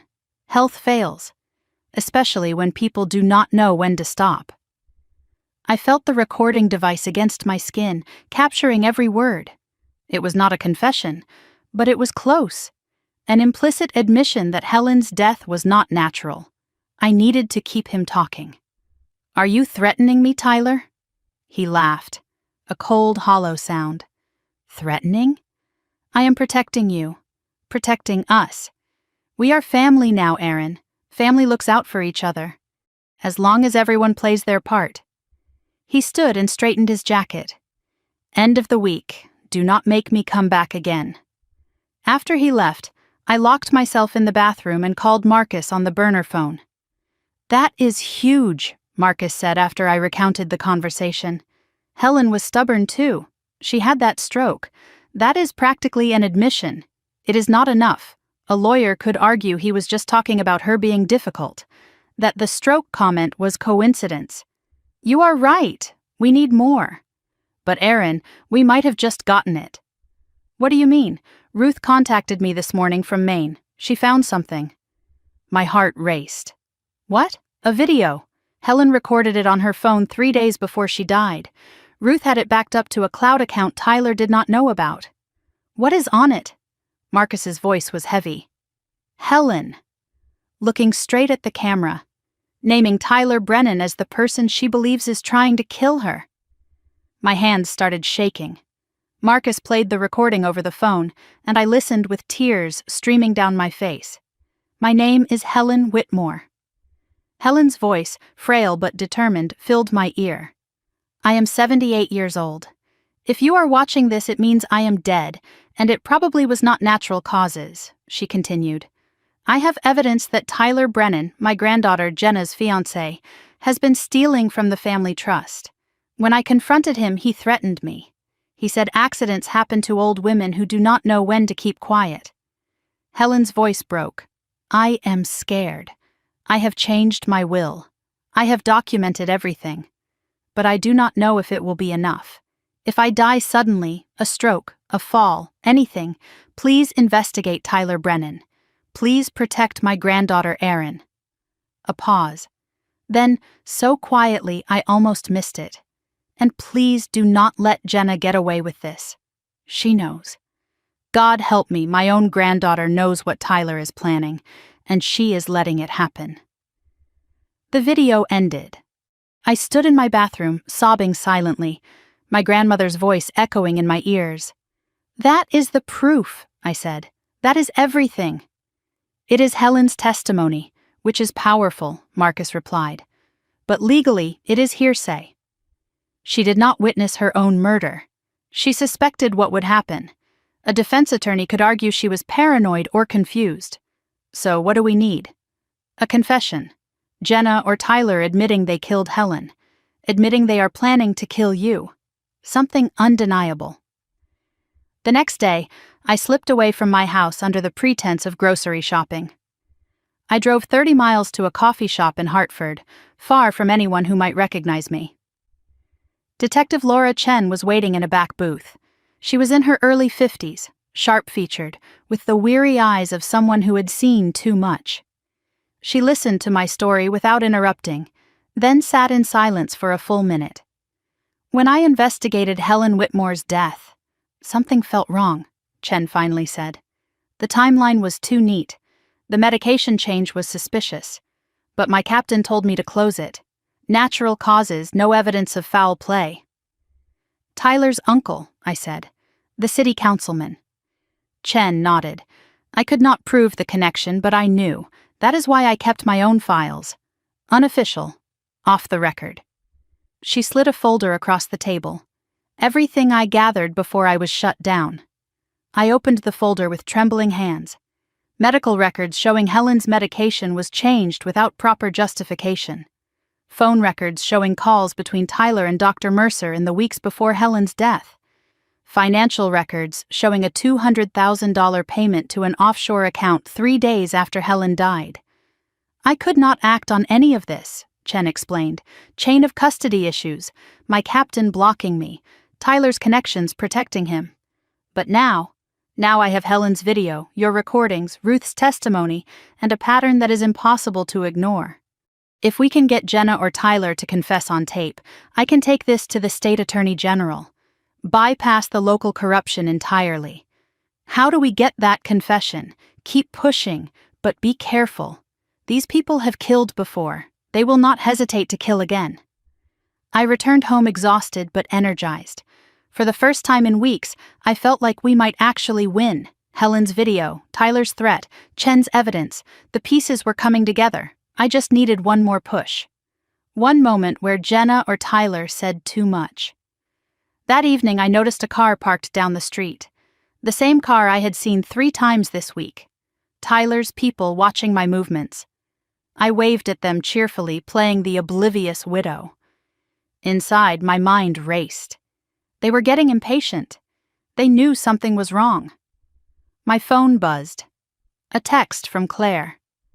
Tyler came to the school today, asked the principal about your schedule, said he was concerned about your well-being. Principal told him everything. My stomach dropped. Tyler now knew exactly when I left for work, when I returned, what my routine was. He was preparing. The window was closing. I texted Marcus. Tyler is tracking my schedule. He visited my school. His response came quickly. How soon until end of week? 3 days. I am moving up the timeline. Ruth is coming down from Maine tomorrow with the original evidence. We need to force a confession in the next 48 hours. How? I have an idea, but you are not going to like it. Tell me. We let Jenna think she is winning. You sign the power of attorney. I stared at the phone. What? A fake one. Chen will prepare documents that look legitimate but are legally void. When Jenna and Tyler think they have won, they will let their guard down. That is when they will talk. Late that night, I was in the bathroom with the burner phone, water running for cover. Marcus and I were reviewing the plan in whispered voices.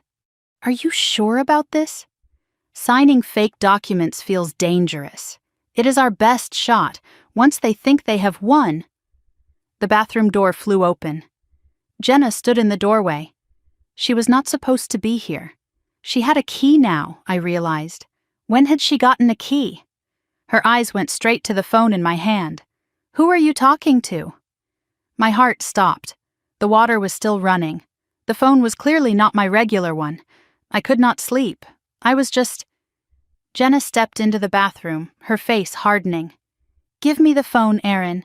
It is nothing, just a meditation app. You do not have a second phone for meditation apps. Her voice was ice. Who are you talking to? My mind raced. I could not let her see the call log, could not let her know about Marcus. It is nobody, just a grief counselor I have been calling privately. I did not want anyone to know. Jenna held out her hand. Then you will not mind if I check. Time slowed. I saw my options narrowing. If Jenna saw Marcus's number, everything fell apart. If she heard his voice still on the line, we were both dead. I made a split-second decision. I ended the call, deleted the call log, handed over the phone. Fine, check it. But you are being paranoid, Jenna. She scrolled through the phone. Contacts, call history, messages. Everything had been deleted. The phone looked clean. But Jenna was not satisfied. Where did you get this phone? I bought it after Marcus died. I wanted something private, something that did not remind me of him every time it rang. She studied me for a long moment, and I saw something new in her eyes. Suspicion. Calculation. The mask was slipping. You have changed, Aaron. These past few weeks, you are not the same. Grief changes people. Maybe. She handed back the phone. Or maybe grief is not the only thing going on here. She turned and walked out without another word. The front door slammed. Car engine started. Tires screeched. I stood alone in the bathroom, water still running, heart pounding so hard I could hear it over the spray. Jenna knew. She did not have proof, but she knew something was wrong. The game had just changed. Tomorrow I would have to convince my murderous sister that I was still her trusting, broken victim, and somehow I would have to get her to confess before she decided it was safer to just kill me tonight. Jenna moved into my house the next morning, and she brought everything except good intentions. I woke at 6 to the sound of the front door opening, keys jingling in a lock I had never given her permission to copy. By the time I stumbled downstairs in my bathrobe, she was already directing Tyler as he carried boxes through the entryway. 2 suitcases stood in the hallway. A garment bag hung over the banister. Tyler was hauling in what looked like a small electronics box, the kind that held routers and cables and devices I did not want to think about. Good morning, sweetie. Jenna's smile was warm. Her eyes were ice. I have been thinking all night, and I just cannot stand the thought of you alone in this big house. I am staying with you until you are back on your feet. My blood froze, but I forced gratitude into my voice. That is so sweet of you. But you really do not have to. Tyler cut me off without looking at me. Family takes care of family. Besides, Jenna has been worried sick about you since last night. Since she found me with the burner phone, since she realized something was wrong. I understood immediately what this was. Not an invitation. Not sisterly concern. This was a capture, a hostile takeover disguised as compassion.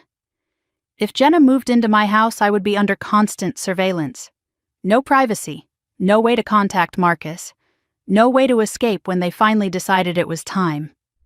I watched Tyler carry the electronics box upstairs, and as he passed me, I caught a glimpse of what was inside: a baby monitor, a small camera.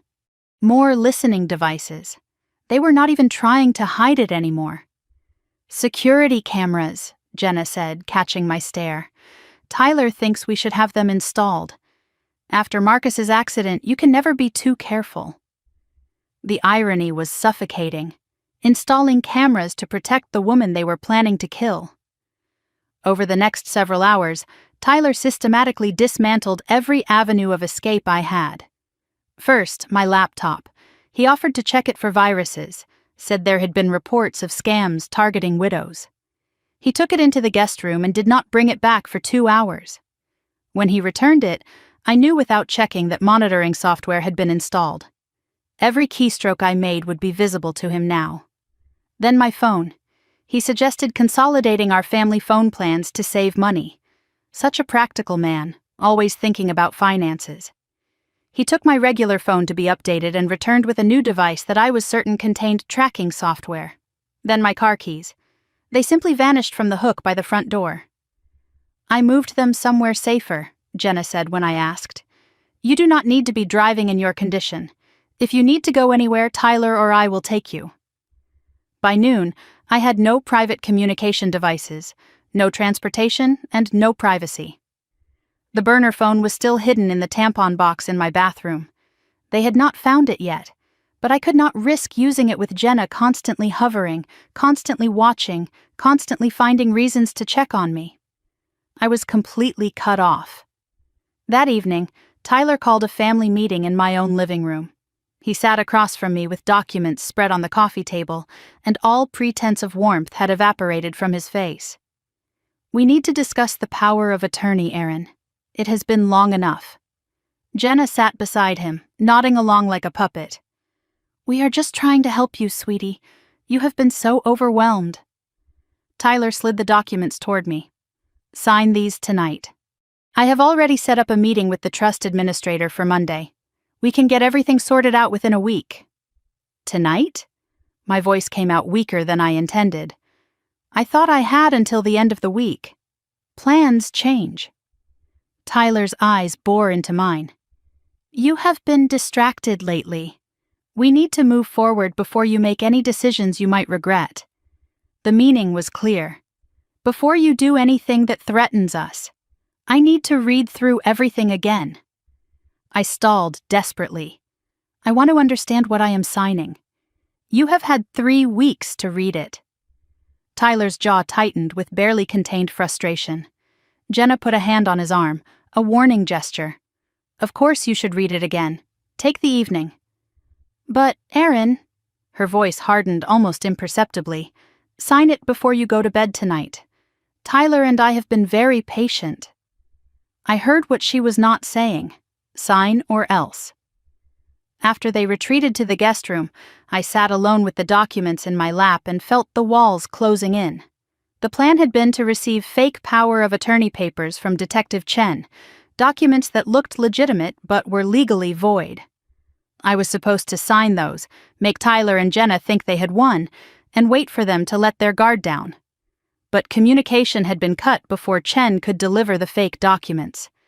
If I signed tonight, I would be signing real power of attorney, giving Tyler complete legal control over my finances, my assets, my life. And if I refused, they might decide I was too much trouble to keep alive. I was trapped between compliance and death. At 10 o'clock, I excused myself to the bathroom. I locked the door, turned on the shower for cover, and retrieved the burner phone from its hiding spot with trembling hands. I typed a message to Marcus. Trapped. Jenna moved in. "They are forcing POA signature tonight. Need help." I waited. 1 minute, 2 minutes. The water drummed against the shower floor. Steam filled the small room. No response. I could not stay in here much longer without raising suspicion. Finally, 3 dots appeared. Marcus was typing. I know. Claire told me what happened. Ruth arrived this morning with evidence. Chen is ready. Can you stall until tomorrow morning? How? They are watching everything. Fake sick. Anything. We need 12 more hours. What happens in 12 hours? We are coming, all of us. The signing will happen, but on our terms. Trust me, Marcus explained quickly. Chen had prepared everything. The signing would be a setup. They would let Jenna and Tyler think they had won, but the room would be wired. Chen and backup officers would be in position. When Jenna and Tyler dropped their guard, when they finally said something incriminating, the trap would spring shut. What if they do not confess? What if they are too careful? Then we provoke them. You will mention something only Helen's killer would know. Something Ruth told us. What if it does not work? Then I walk in. And when they see me alive, they will either confess or make a move. Either way, we will have them. Fear gripped my chest. Marcus, if you reveal yourself before they confess, they could claim you faked your death to frame them. It could backfire. I know the risks. But I am not letting you face them alone anymore. Tomorrow morning. Hold on until then. A knock on the bathroom door made me jump. Aaron? Jenna's voice suspicious. You have been in there a while. Everything okay? I hid the phone, flushed the toilet, ran the sink. Fine. Just feeling a little nauseous. Be out in a minute. I typed one final message. Tomorrow. I will be ready. Then I deleted everything and hid the phone again. I emerged from the bathroom, pressing a hand to my stomach, letting my face go pale. I did not have to fake the trembling. That was real enough. I think I am getting sick, I said. My stomach is doing flips. Jenna studied me with narrowed eyes. Sick? You seemed fine an hour ago. It comes and goes. Maybe it is stress, or something I ate. Tyler appeared in the hallway behind her, arms crossed.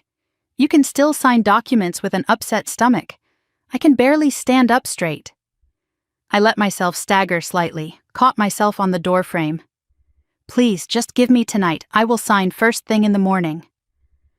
The performance drew on real exhaustion, real fear, real desperation. I watched Jenna and Tyler exchange one of their silent looks, that wordless communication between co-conspirators. Fine, Jenna finally said, first thing in the morning. But Aaron, I mean it. No more delays. I retreated to my bedroom and collapsed on the bed. 12 hours. I just had to survive 12 hours. Sleep was impossible. I lay awake listening to Jenna and Tyler move around my house, their footsteps creaking on the floorboards, their voices murmuring in low tones I could not quite make out. Once, I heard footsteps stop outside my bedroom door. Someone standing there listening, checking if I was asleep. I forced my breathing to stay slow and even, feigning rest. The hours crawled by like years. While I lay trapped in my own home, things were happening across town that I would not learn about until later. Ruth Gonzalez had arrived from Maine at 7 that morning, carrying a metal lockbox that contained everything we needed to bring Tyler down. She met Marcus, Edward, and Detective Chen at the Vermont cabin, and she brought evidence that made even the veteran detective go pale. Helen's original medication bottles, the ones from before Dr. Mercer switched them, preserved exactly as they had been 6 months ago. A handwritten letter from Helen explaining her suspicions dated 3 days before her death.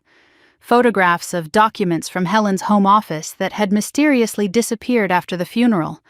And most damning of all, a thumb drive containing a recording of Tyler's voice, captured on Helen's phone during their final confrontation. Tyler's voice on the recording was cold and menacing. If you do not change the will back, I will make sure you regret it. Old women fall downstairs all the time. Old women have heart attacks in their sleep. Choose wisely, Helen. Detective Chen reviewed everything with grim satisfaction. This is enough for an arrest warrant. But for a murder conviction, we still need them to incriminate themselves about what they actually did, not just what they threatened. That is why the signing has to happen, Marcus said. They think they have won. They will get careless." Ruth's voice shook with emotion. "Mrs. Helen trusted me. She made me promise to keep these safe until the time was right. I think the time is right." Edward put a hand on her shoulder. "We are going to get justice for her, Ruth. I promise." They spent the night preparing. Chen coordinated with state police because local Ashford police could not be trusted. Undercover officers would pose as the notary and legal assistants at the signing. Every inch of that room would be wired. Marcus would be watching via live feed from a vehicle nearby. If things went wrong, he was prepared to walk in and blow his cover to save me. At 5:47 in the morning, I heard movement in the hallway outside my bedroom. Jenna was already awake. A soft knock. "Aaron, time to get ready. We are leaving for the signing at 8. I showered and dressed carefully, choosing professional but subdued clothing. The recording device, freshly charged, was hidden in the lining of my bra. A second recorder, backup, was sewn into the hem of my jacket. I applied makeup to cover the dark circles, to look composed, to look compliant. In the mirror, I barely recognized myself. 3 weeks ago, I was a grieving widow. Now I was a weapon aimed directly at my sister's heart. I walked downstairs to find Tyler on his phone, speaking in low tones near the kitchen window. He did not see me standing at the top of the stairs. "Everything is set," he said. "She will sign this morning. By noon, we will have full control." A pause while the person on the other end spoke. "Once the paperwork clears, we wait a few weeks. Let things settle. Then we handle her the same way we handled the grandmother. Mercer is on standby." My blood turned to ice. Dr. Mercer, the doctor who killed Helen, he was ready to kill me too. Tyler turned and saw me on the stairs. His face went perfectly blank, revealing nothing of the monster beneath. "Morning, Aaron. Ready for today?" I descended the stairs, each step measured, controlled, hiding the terror behind a mask of exhaustion. "Ready. Let us get this over with." Tyler drove. Jenna sat in the back with me, making small talk about nothing. The weather, a restaurant she wanted to try, a show she had been watching. Normal conversation between sisters, as if she was not taking me to sign away my life. I responded on autopilot, my mind elsewhere. Somewhere behind us, I hoped Marcus was following. Somewhere ahead, I prayed Detective Chen was waiting. We pulled into the parking lot of a gray office building in downtown Hartford, and I felt the world narrow to a single point. Everything I had endured, the fake funeral, the grief, the 3 weeks of smiling at my sister while she planned my death, it all came down to the next hour. I touched the recording device through my shirt, felt its reassuring presence against my heart. One way or another, this ended today. Either I would walk out of that building with a confession, or I would not walk out at all. I opened the car door and stepped into the cold November air. Jenna took my arm, sisterly and solicitous. Tyler walked ahead, checking his phone, already counting his stolen millions. They had no idea what was waiting for them inside, and I intended to keep it that way until the very last moment. The law office of Henderson and Associates occupied the 14th floor of a glass tower in downtown Hartford, and walking through those doors felt like stepping into my own execution chamber. The reception area was all polished marble and leather chairs, fresh flowers on every surface, the smell of expensive coffee drifting from somewhere unseen. Everything designed to project legitimacy and trustworthiness, everything a lie. A receptionist greeted us with a professional smile. "The McCall party? Mr. Henderson is ready for you." I studied her face as she led us down the hallway. Younger than I expected, with alert eyes that seemed to take in everything without appearing to look at anything. I wondered if she was one of Detective Chen's undercover officers. I had no way to know. I was not supposed to know the details. Plausible deniability, Marcus had called it. We were shown into a conference room with floor-to-ceiling windows overlooking the Hartford skyline. A long mahogany table dominated the space. 8 leather chairs arranged around it, documents already spread across the polished surface. A man in his 60s rose to greet us. William Henderson, attorney at law, according to the nameplate on the door. His handshake was firm, his smile practiced. Mrs. McCall, my condolences on your loss. Please have a seat. We will try to make this as painless as possible. I searched his face for any sign that he was part of the trap. Nothing. Either he was an excellent actor or he was exactly what he appeared to be, a real attorney unknowingly participating in the takedown of 2 murderers. 2 other people waited in the room. A woman in her 50s with reading glasses perched on her nose, introduced as the notary public. A man in his 30s with an athletic build, introduced as a legal assistant. I noticed the assistant's jacket fit oddly, a slight bulge at his hip. A gun, maybe. Or maybe I was seeing threats everywhere. I touched the recording device hidden against my chest and took my seat. Please have a seat, Henderson said, gesturing to the chairs. Let us begin. We settled around the table, Aaron on one side, Jenna and Tyler on the other. Like opposing armies meeting for a treaty signing that both sides knew would be broken. Henderson began explaining the documents in his measured, professional voice. Power of attorney. Financial management authorization. Trust access forms. Each one designed to transfer control of my life into Tyler's hands. I picked up the first page and pretended to read it carefully. The plan was to stall, ask questions, wait for them to get frustrated enough to make a mistake. I have a question about this section, I said, pointing to a paragraph about asset management. Henderson explained. I nodded thoughtfully and asked another question, then another. 20 minutes passed. I had signed nothing. Tyler's patience cracked first. Aaron, we have been over all of this, multiple times. Just sign the documents. I want to make sure I understand what I am agreeing to. I kept my voice meek, confused. This is my entire financial future. Jenna's smile tightened. We know, sweetie. That is why we are here to help. But you are making this much more complicated than it needs to be.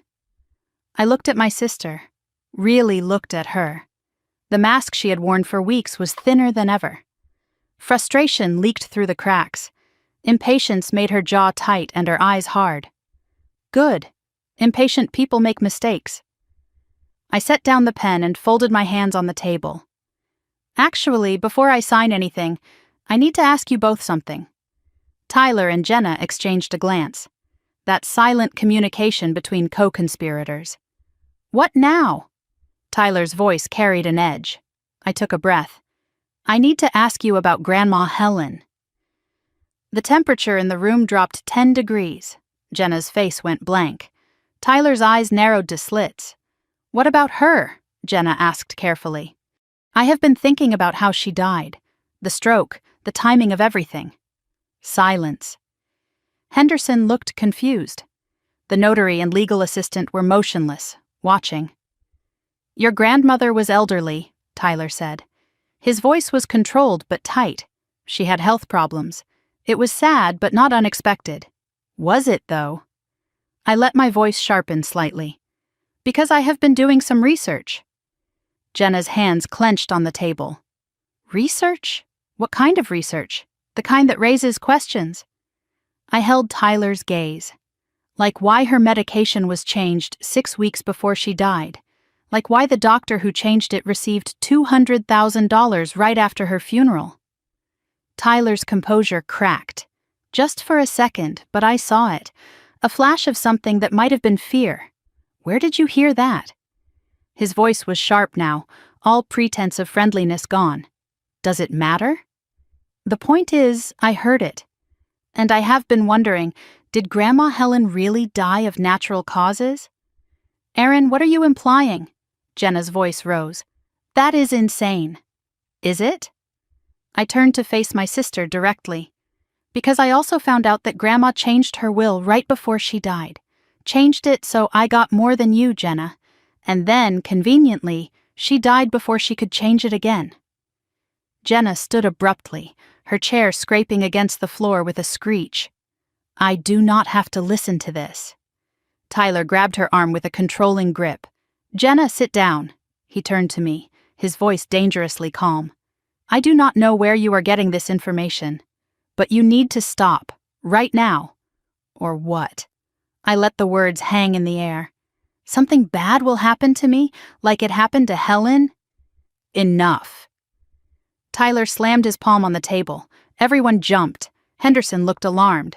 The notary and assistant tensed but did not move. Tyler caught himself, forced his voice back to something resembling calm. Aaron, you are clearly not in the right state of mind to make financial decisions. Maybe we should postpone this. No. I shook my head. I want to finish this conversation. I want to know the truth. I looked directly at Jenna. Did you know, Jenna? Did you know what Tyler was planning for our grandmother? My sister's face was white as paper. Her mouth opened and closed. No words came out. That silence was more damning than any confession. How do you know about the texts? Jenna's voice was barely a whisper. Tyler, how does she know about the texts? Shut up, Jenna. Tyler's command was sharp as a knife. But Jenna was unraveling now, weeks of tension and guilt spilling out. You said no one would ever find out. You said it was untraceable. How does she know?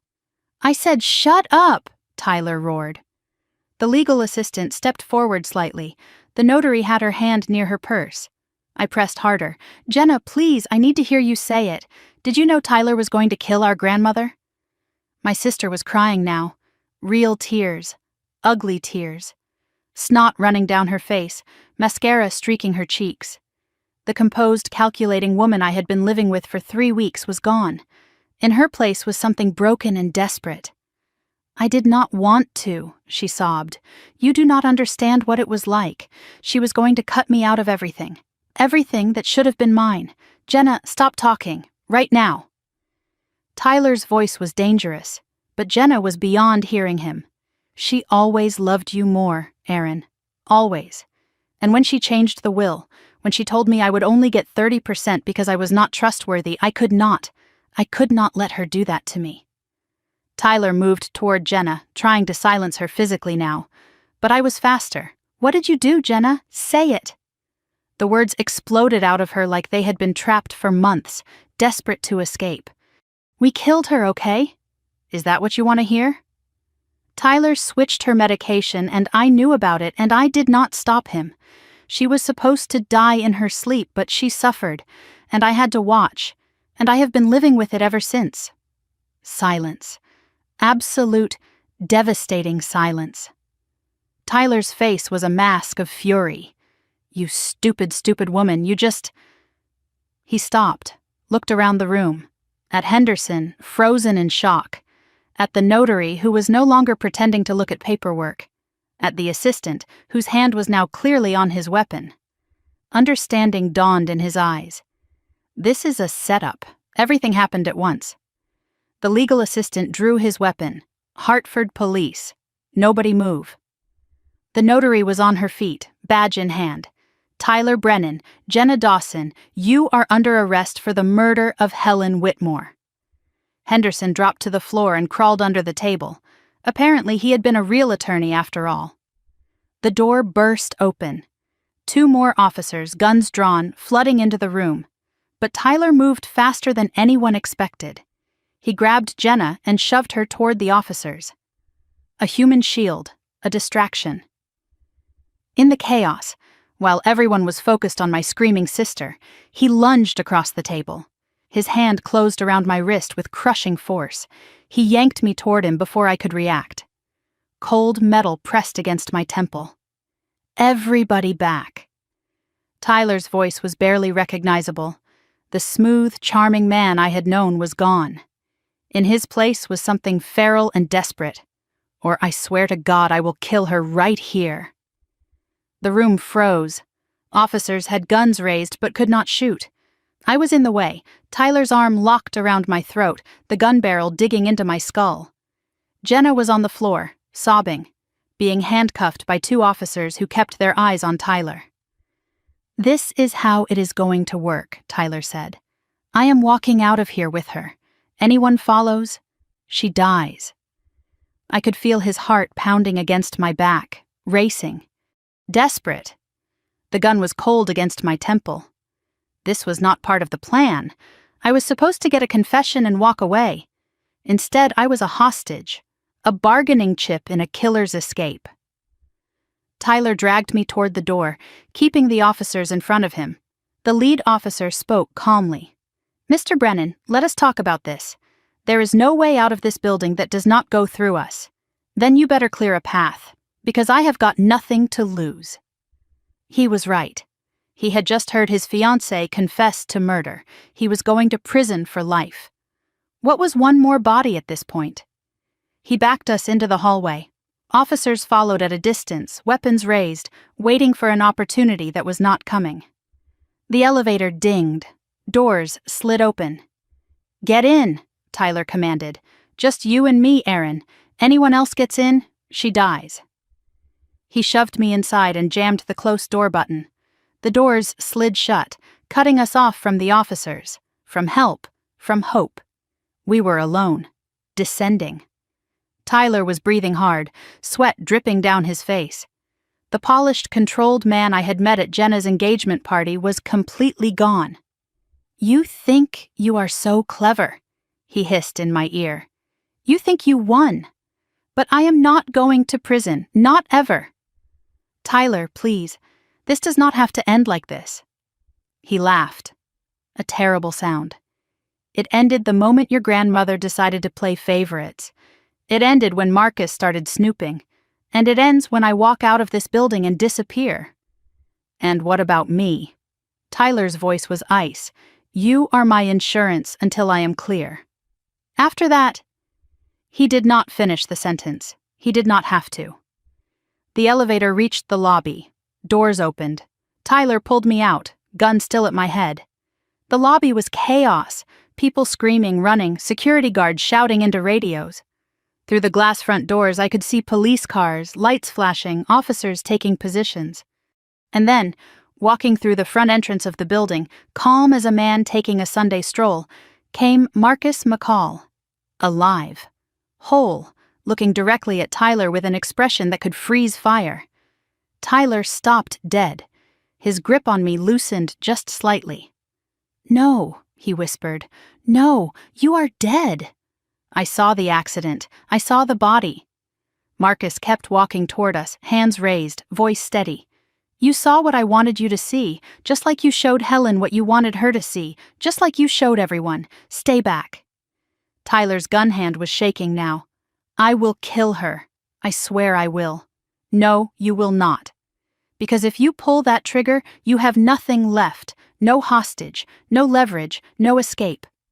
Marcus took another step. "Let my wife go, Tyler. It is over." Tyler was coming apart. The man who had planned everything, who had controlled everything, was watching his world crumble. "You were supposed to be dead." His voice cracked. "I planned everything. The accident, the body, everything. You planned to kill me, and you failed, just like you are going to fail now. I will not go to prison." His attention was fully on Marcus. Rage, fear, disbelief. His grip on me loosened just enough. I remembered the self-defense move Marcus had taught me years ago. I drove my elbow back into Tyler's solar plexus with everything I had. He doubled over, gun arm swinging wild. I dropped, rolled away. A shot rang out. Not Tyler's gun. A police sniper positioned on the building across the street. Tyler crumpled to the marble floor, weapon clattering away, clutching his shoulder and screaming. Officers swarmed in, pinning him down, cuffing him. It was over. Marcus ran to me, pulled me into his arms. I was shaking, crying, laughing, all at once. "You are alive," I said into his chest. "You are really alive. I told you I would come back." He held me tight.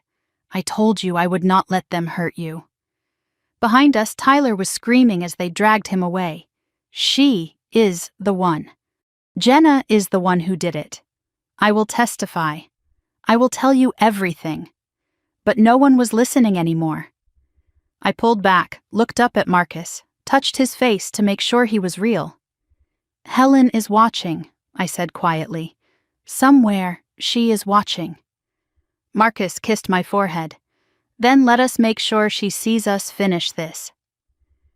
They led me outside into the cold November air, past the police cars and the crime scene tape and the gathered crowd trying to understand what had just happened. Somewhere in that building, Jenna was being read her rights. Somewhere behind us, Tyler was bleeding and screaming and bargaining for a deal he would never get. And somewhere above it all, I liked to think my grandmother was finally at peace, knowing that the people who killed her would spend the rest of their lives paying for it. But as I leaned against my not-so-dead husband and watched the chaos unfold, I knew one thing with absolute certainty. This was not the ending. This was just the beginning of justice finally being served. The next hour passed in fragments, like a film reel with missing frames. Police lights strobing red and blue across the Hartford skyline, shouting voices and radio static. Marcus's hand gripping mine so tight it almost hurt, and the beautiful, terrible sound of my sister screaming as they loaded her into a patrol car. I sat on the bumper of an ambulance, wrapped in a shock blanket I did not remember receiving. EMTs had checked my vitals, elevated heart rate, mild bruising on my throat where Tyler's arm had crushed against my windpipe, but otherwise unharmed, physically at least. Marcus sat beside me close enough that our shoulders touched. Neither of us spoke. There was too much to say and no words that could hold it all. Across the parking lot, Tyler was being loaded into a separate ambulance under armed guard. His shoulder wound was being treated, but the screaming had not stopped. He was still bargaining, still threatening, still insisting that Jenna was the real mastermind, and he was just following orders. Nobody was listening. I watched them close the ambulance doors on him and felt nothing. Not satisfaction, not relief. Just a hollow emptiness where rage used to live. Then I saw Jenna. She was sitting in the back of a police cruiser, hands cuffed behind her, face streaked with ruined makeup. She was not screaming anymore. She was not crying. She was just sitting there, staring at nothing, like someone had reached inside her and turned off all the lights. I caught her eye through the window. For one moment, my sister looked at me, really looked at me. And in that moment, I searched for something familiar. The girl who used to braid my hair, the teenager who stayed up late with me watching horror movies, the woman who had stood beside me at our grandmother's funeral and wept. But there was nothing there. Just emptiness. Just a stranger wearing my sister's face. Then Jenna turned away and something inside me broke. Not into pieces, but into a new shape. A shape that could hold this grief without being destroyed by it. I buried my face in Marcus's chest and let myself cry. Detective Chen found us 20 minutes later. She looked exhausted but satisfied, like a hunter who had finally caught prey she had been tracking for years. Mrs. McCall. Mr. McCall. She nodded to each of us in turn. We need to talk. We followed her to a quieter corner of the parking lot, away from the media cameras that had already begun to gather. While you were in the signing, we executed arrest warrants simultaneously at 3 locations, Chen said. Her voice was businesslike, but I could hear the triumph underneath. Mercer? Marcus asked. Chen nodded. Dr. Nathan Mercer was arrested at his home in Glastonbury 40 minutes ago. He is already talking. Talking, I repeated, singing like a canary. The moment he heard Tyler was in custody, he started bargaining. He has given us everything. The medication switch, the payment, how Tyler approached him, how they planned to make Helen's death look natural. I felt the world tilt beneath me. So it is really over? We have proof, we have confessions, physical evidence, financial records, and witness testimony. Your grandmother's death will be officially reclassified as homicide by end of day. Homicide.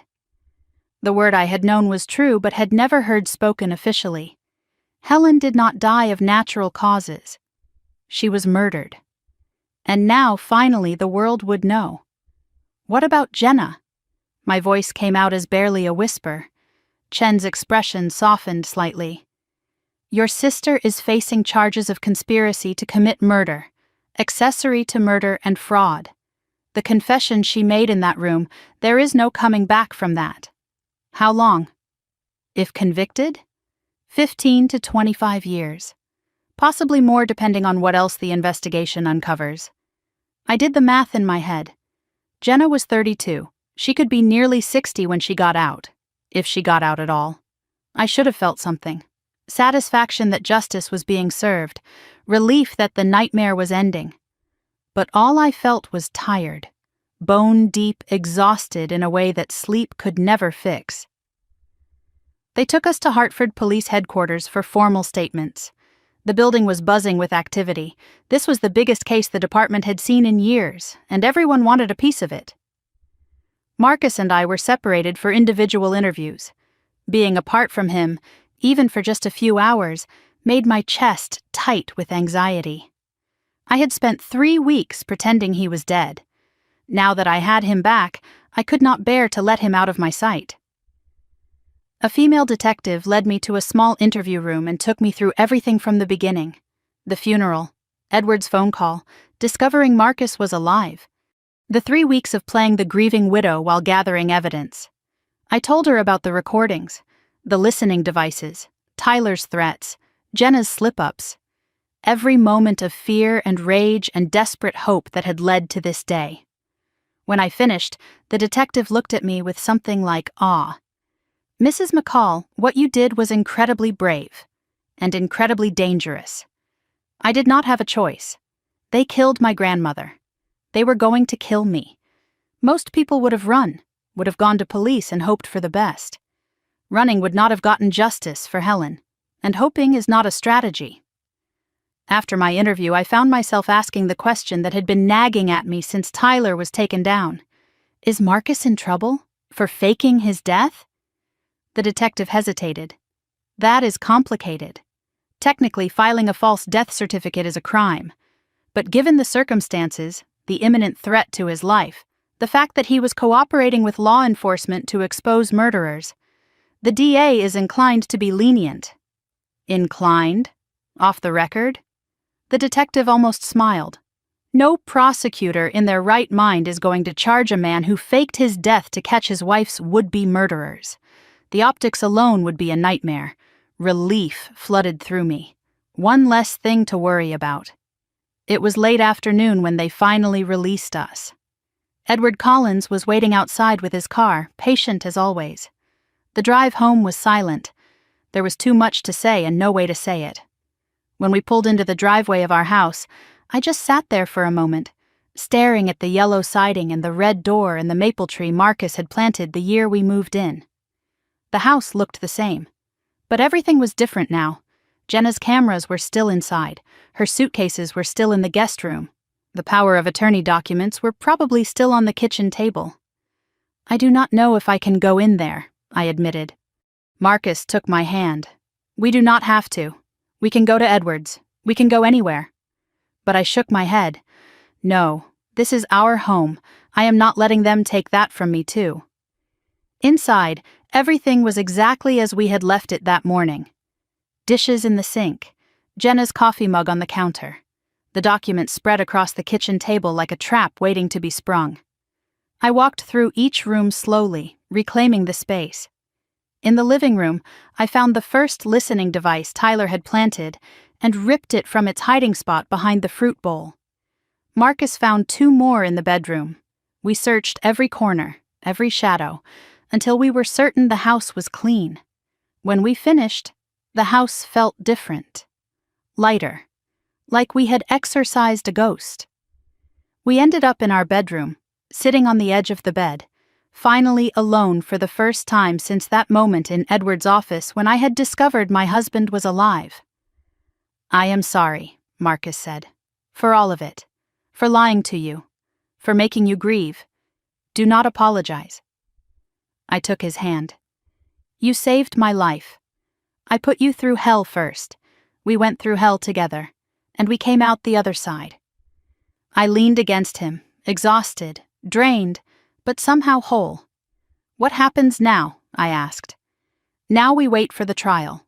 We testify. We watch them go to prison. And then?" Marcus was quiet for a long moment. "And then we figure out how to live again." That evening, Ruth Gonzalez and Edward Collins came to the house. It was the first time I had met Ruth in person. She was small, gray-haired, with kind eyes that had seen too much. She brought one final gift, a letter from Helen. "Mrs. Helen gave this to me the day before she died," Ruth said, her voice trembling. "She told me to give it to you only if the worst happened." I took the envelope with shaking hands. My name was written on the front in Helen's elegant script. The handwriting I had known my whole life, the handwriting I would never see again. I opened it and read aloud. "My dearest Erin, if you are reading this, then I am gone, and things have happened the way I feared they would. I want you to know that I am not afraid of death. I have lived a good life, loved deeply, and been loved in return. What I fear is leaving you unprotected. I have done everything I can to prepare. The documents, the evidence, the people I have trusted with pieces of the truth. But in the end, the thing that matters most is not money or proof or legal protection. It is you, your strength, your courage, your good heart. I changed my will not because I loved you more than Jenna, but because I trusted you more. Because I knew that you would use this inheritance to do good, not just for yourself, but for others. Take care of our family's legacy, Erin. And if Jenna was involved in my death, know that I forgive her. I do not expect you to forgive her. That is your choice to make. But I choose to remember her as the little girl who used to pick wildflowers for me, not as whatever she became. I love you forever. Grandma Helen." By the time I finished reading, everyone in the room was crying. Marcus, Edward, Ruth, me. "Mrs. Helen was a good woman," Ruth said quietly, "the best I ever knew." I folded the letter carefully and pressed it against my heart. We are going to honor her. Everything she built, everything she believed in. We are going to make sure it matters. The next morning, the story exploded across national news. Connecticut man fakes death to expose wife's killers. Sister arrested for grandmother's murder. Trust fund tragedy ends in multiple arrests. The headlines were everywhere. The phone would not stop ringing. Journalists, television producers, old friends who had seen the news and wanted details. I turned off my phone and let the world spin without me. I watched the news coverage with a strange sense of detachment. They were showing photographs of Jenna, her mugshot, but also old family photos that someone had leaked to the press. Jenna at Christmas, Jenna at her college graduation, Jenna and me as children, holding hands and smiling at the camera. The commentators dissected our family like a case study. Sibling rivalry turned deadly. Inheritance disputes lead to murder.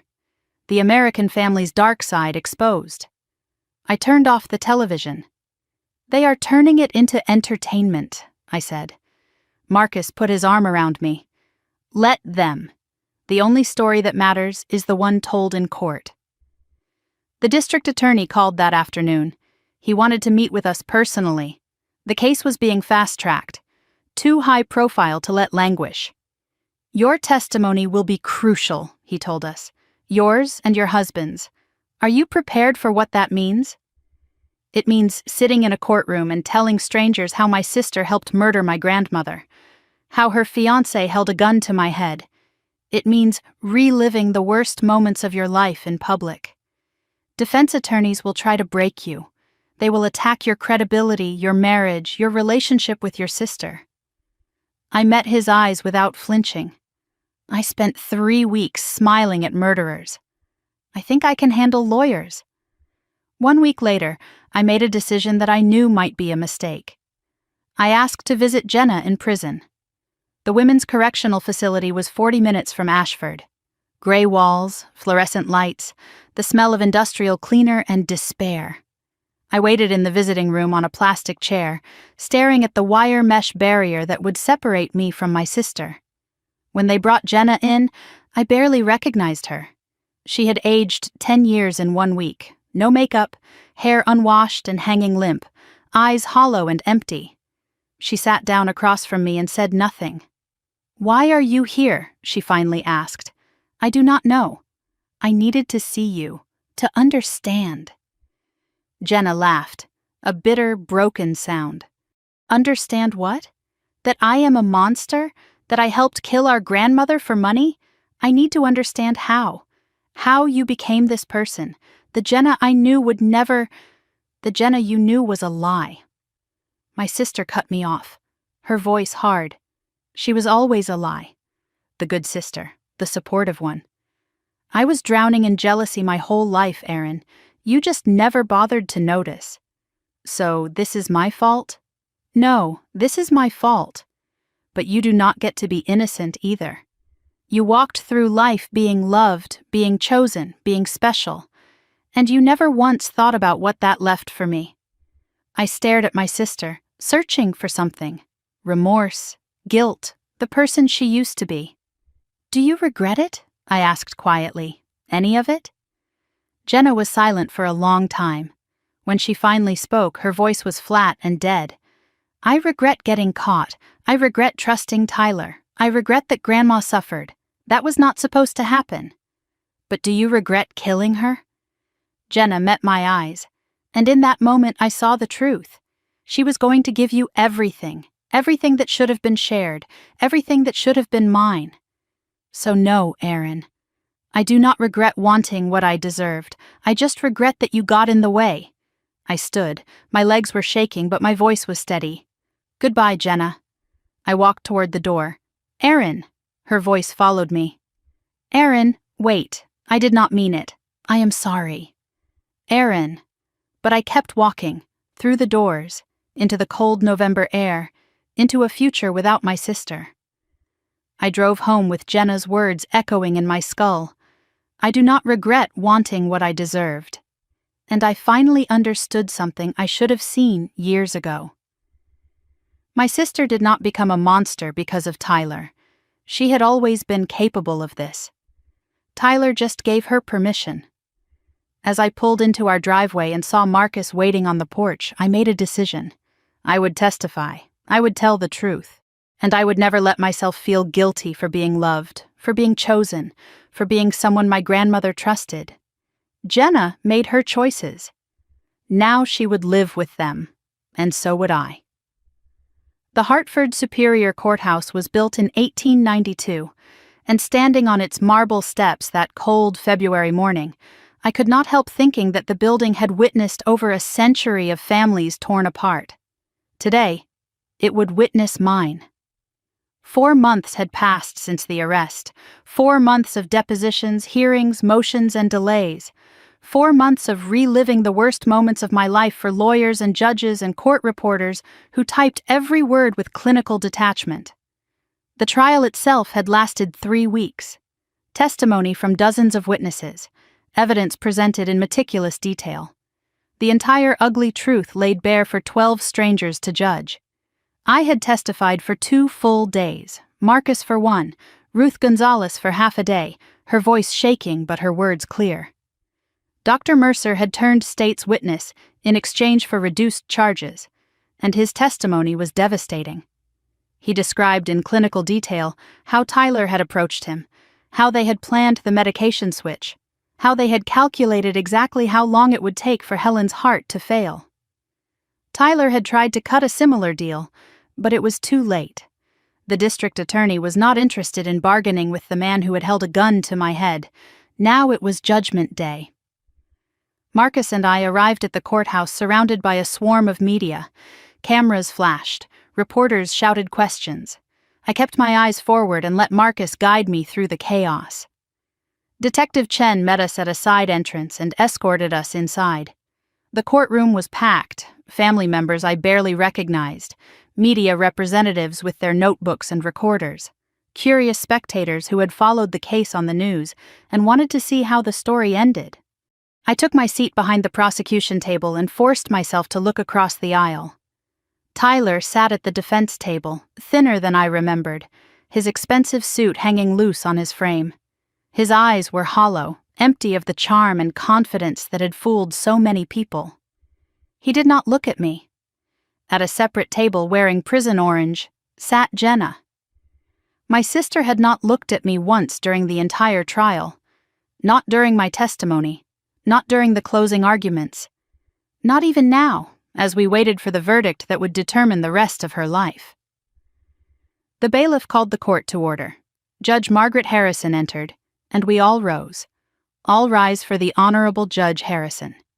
She took her seat and surveyed the courtroom with stern eyes. Has the jury reached a verdict in the matter of the state of Connecticut versus Tyler James Brennan? The four persons stood. A middle-aged woman with silver hair and a face that revealed nothing. We have, Your Honor. The charges were read one by one. Murder in the first degree in the death of Helen Whitmore. The foreperson's voice was steady. We, the jury, find the defendant guilty.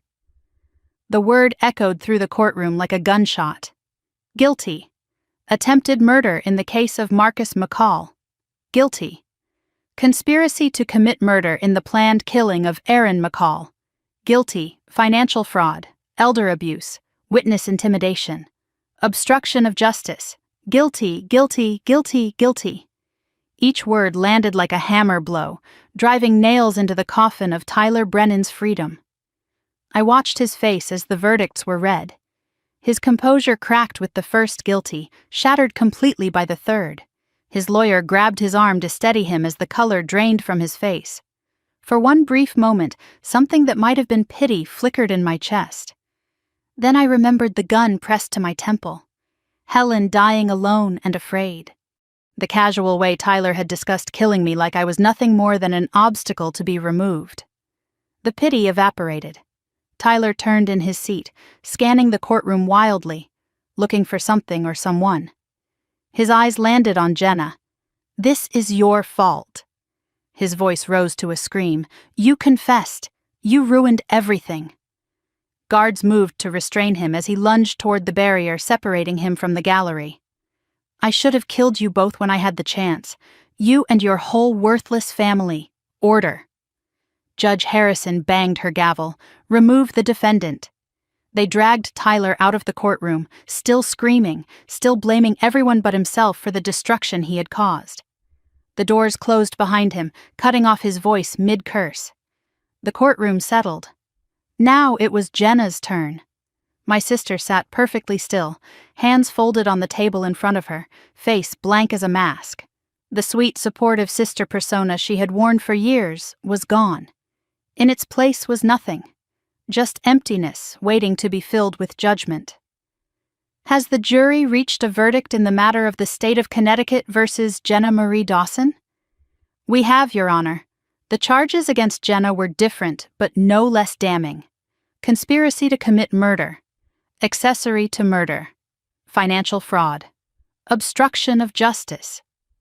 The foreperson read each verdict with the same steady voice. Conspiracy to commit murder in the death of Helen Whitmore. We, the jury, find the defendant guilty. Accessory to murder, guilty. Financial fraud, guilty.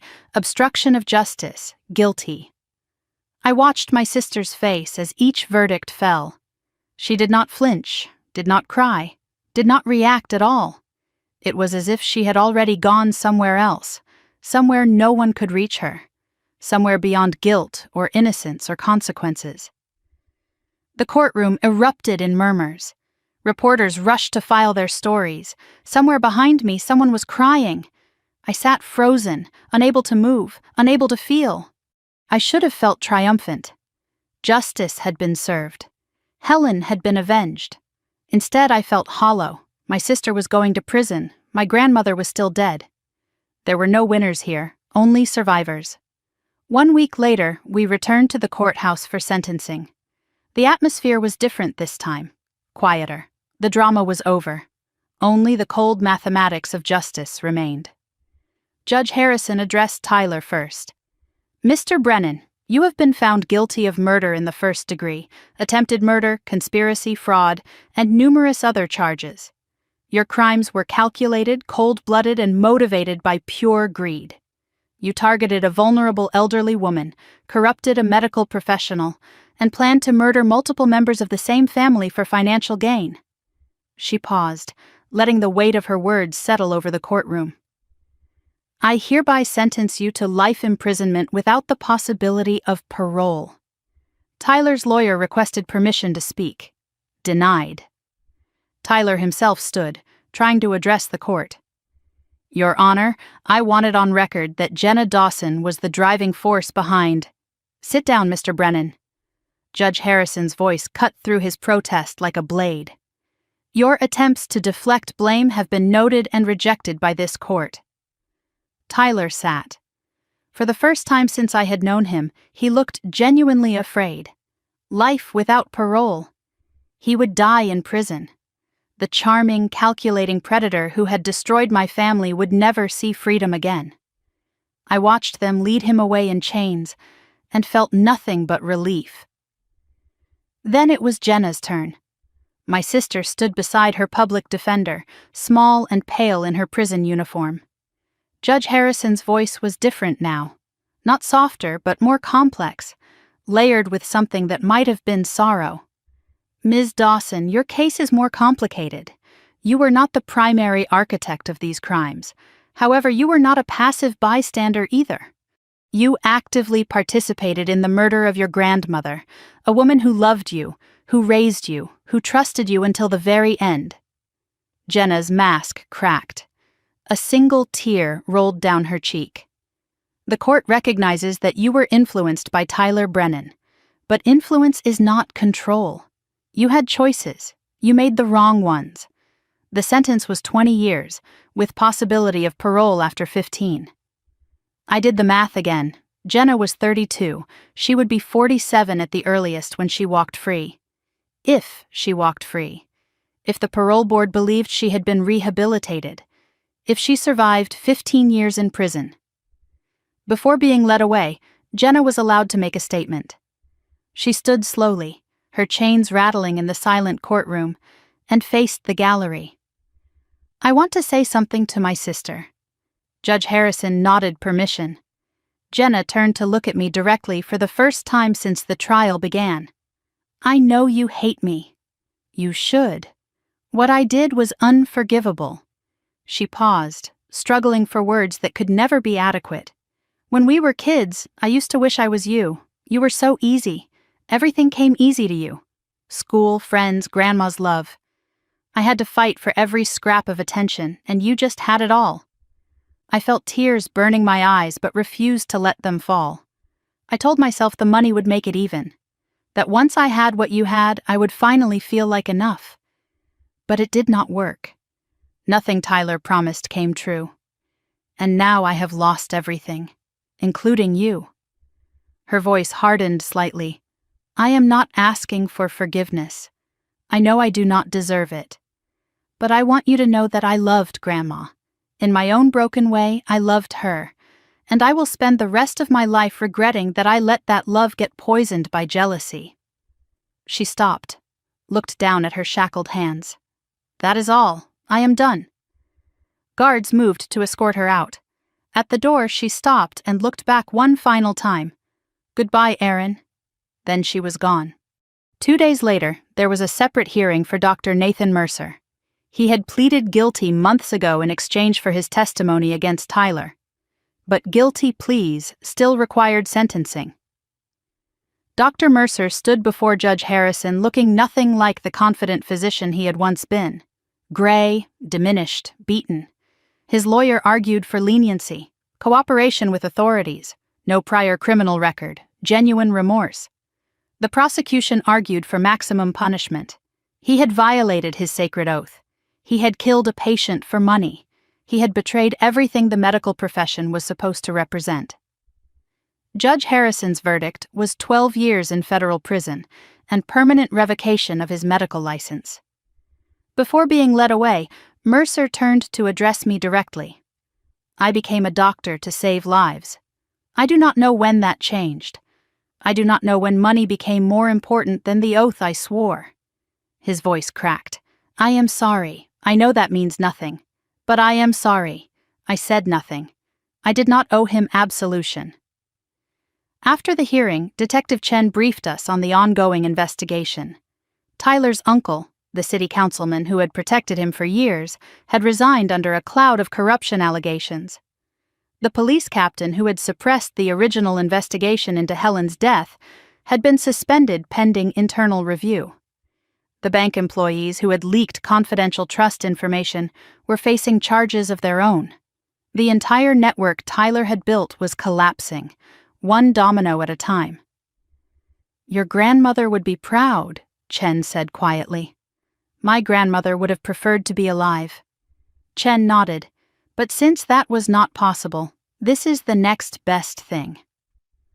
1 week after sentencing, Marcus and I were summoned to Ashford Town Hall. We were met by the mayor, the new police chief, and a representative from the state medical examiner's office.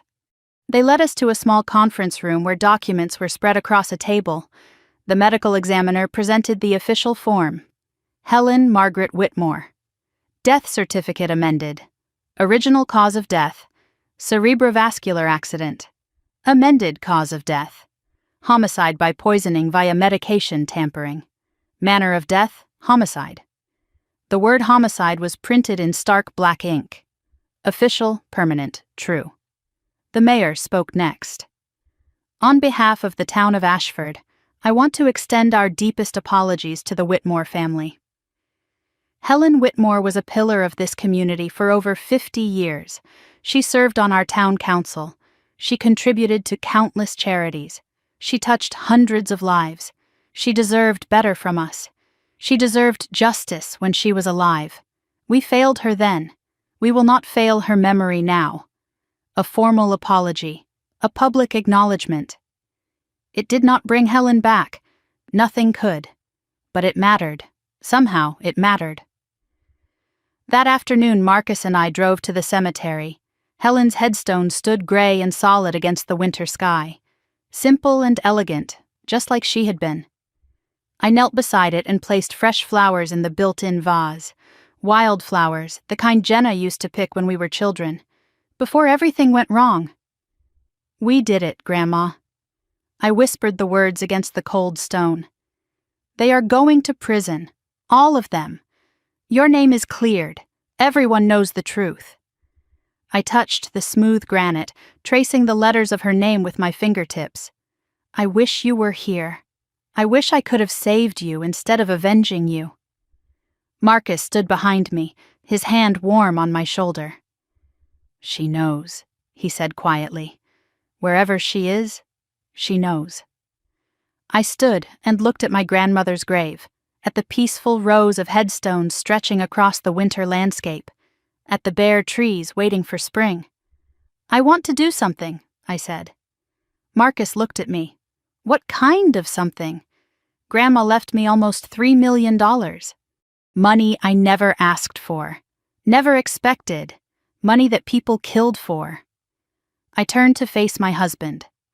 I do not want it sitting in a bank account. I do not want it buying things I do not need. I want it to mean something.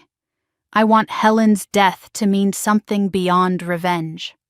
What are you thinking? A foundation. Something that helps other families.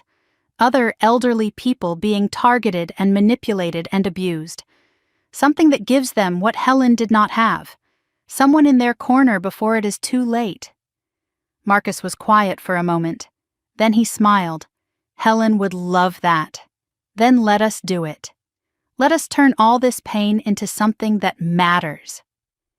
We walked out of that cemetery hand in hand, leaving the graves and the grief behind us but carrying something else forward. A purpose. Tyler Brennan and my sister had tried to destroy our family for money. They had failed. And now that same money would become a shield for every vulnerable person we could reach. Helen's legacy would not be her murder. It would be the lives saved in her name. That was the real justice. Not watching them go to prison, but making sure their cruelty created something beautiful they could never have imagined.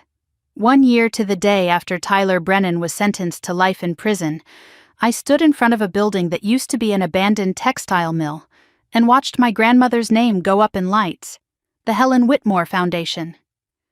The words glowed warm and golden against the red brick facade. Below them, a smaller sign read, "Protecting our elders, preserving their dignity." A crowd had gathered on the sidewalk, volunteers and donors and local officials and families we had already helped, all watching as workers finished installing the illuminated letters. Marcus stood beside me, his hand warm in mine. 1 year ago, I was a widow, pretending to grieve while hunting my sister. Now I was the founder of an organization that had already changed lives. The money that people had killed for had become a shield for the vulnerable. The irony was not lost on me. Neither was the justice. Edward Collins approached with a folder tucked under his arm. He looked different than he had a year ago. Less tired, more purposeful. "The year-end numbers are in," he said quietly. I opened the folder and scanned the pages inside. 53 families assisted in our first year of operation. Over $800,000 in stolen assets recovered. 14 criminal prosecutions initiated. 6 financial predators currently behind bars. "Helen would be proud," Edward said. "Helen would say we are just getting started." The grand opening ceremony began an hour later. I stood at a podium in front of the renovated building, looking out at the gathered crowd, and felt something I had not felt in a very long time. Hope. I did not talk about statistics. I talked about faces. Maria Gonzalez was 74 years old when her grandson started draining her retirement account. 5,000 here, 10,000 there. By the time she noticed, over $60,000 was gone. Her grandson told her she was confused, told her she had approved the withdrawals, made her doubt her own memory. The foundation intervened. We recovered her money. We helped her establish legal protections that would prevent anyone from accessing her accounts without proper oversight. Maria was in the audience today, sitting in the front row, crying happy tears. "She reminds me of my grandmother," I said, "not because they look alike, but because they both deserved someone to fight for them." I told other stories too. Harold Chen, 81, whose financial advisor turned out to be a con artist. We exposed the fraud, recovered his savings, and the advisor was now serving 5 years in federal prison. The Patterson family, whose father's new wife had been systematically isolating him from his children. Our mediators helped reunite the family before it was too late. Each story was Helen's story repeated, but with a different ending. "Every person in this room has been touched by betrayal," I said. "By people who should have protected them, but chose to exploit them instead. I know that pain personally. I lived it. I almost died from it." I paused, letting the weight of those words settle. But I also learned something. Pain can become purpose. Grief can become action. And justice, real justice, is not just about punishing the guilty. It is about protecting the innocent. After my speech, I mingled with the crowd. The team that had made this possible surrounded me, and I felt grateful for every single one of them. Detective Laura Chen had retired from Hartford Police Department 6 months ago. She was now our Director of Investigations, using 30 years of law enforcement experience to help families navigate the legal system. "I spent my career watching cases like Helen's get swept under the rug," Chen told a group of donors. "Now I actually get to do something about them." Claire Mitchell was there too. My former colleague from Lincoln Elementary had quit teaching to become the foundation's volunteer coordinator. She had recruited over 200 volunteers in the past year, many of them retired teachers and nurses and social workers who wanted to make a difference. "I always wanted to do more than grade papers," Claire said. "When I saw what Tyler was doing to Aaron, I realized there are monsters everywhere. I wanted to help fight them." Edward Collins remained our board chair, his connection to Helen giving the organization both credibility and soul. "I made a promise to Helen 40 years ago," he told the crowd. "I told her I would always be there for her family. This is me keeping that promise." One person was notably missing from the celebration. Ruth Gonzalez had passed away peacefully in her sleep 3 months ago. She was 81 years old, and she had lived just long enough to see the foundation launch. Just long enough to know that her testimony had mattered, that the evidence she had protected for so long had helped bring murderers to justice. A photograph of Ruth stood on the memorial table beside Helen's portrait. 2 women who had never asked for courage but had found it when it mattered most. "She died knowing the truth came out," Marcus said quietly. "That is more than most people get." The celebration continued into the evening. There was food and music and laughter, sounds that had seemed impossible a year ago. And then came a special announcement that Marcus had been keeping secret. He took the microphone with obvious reluctance.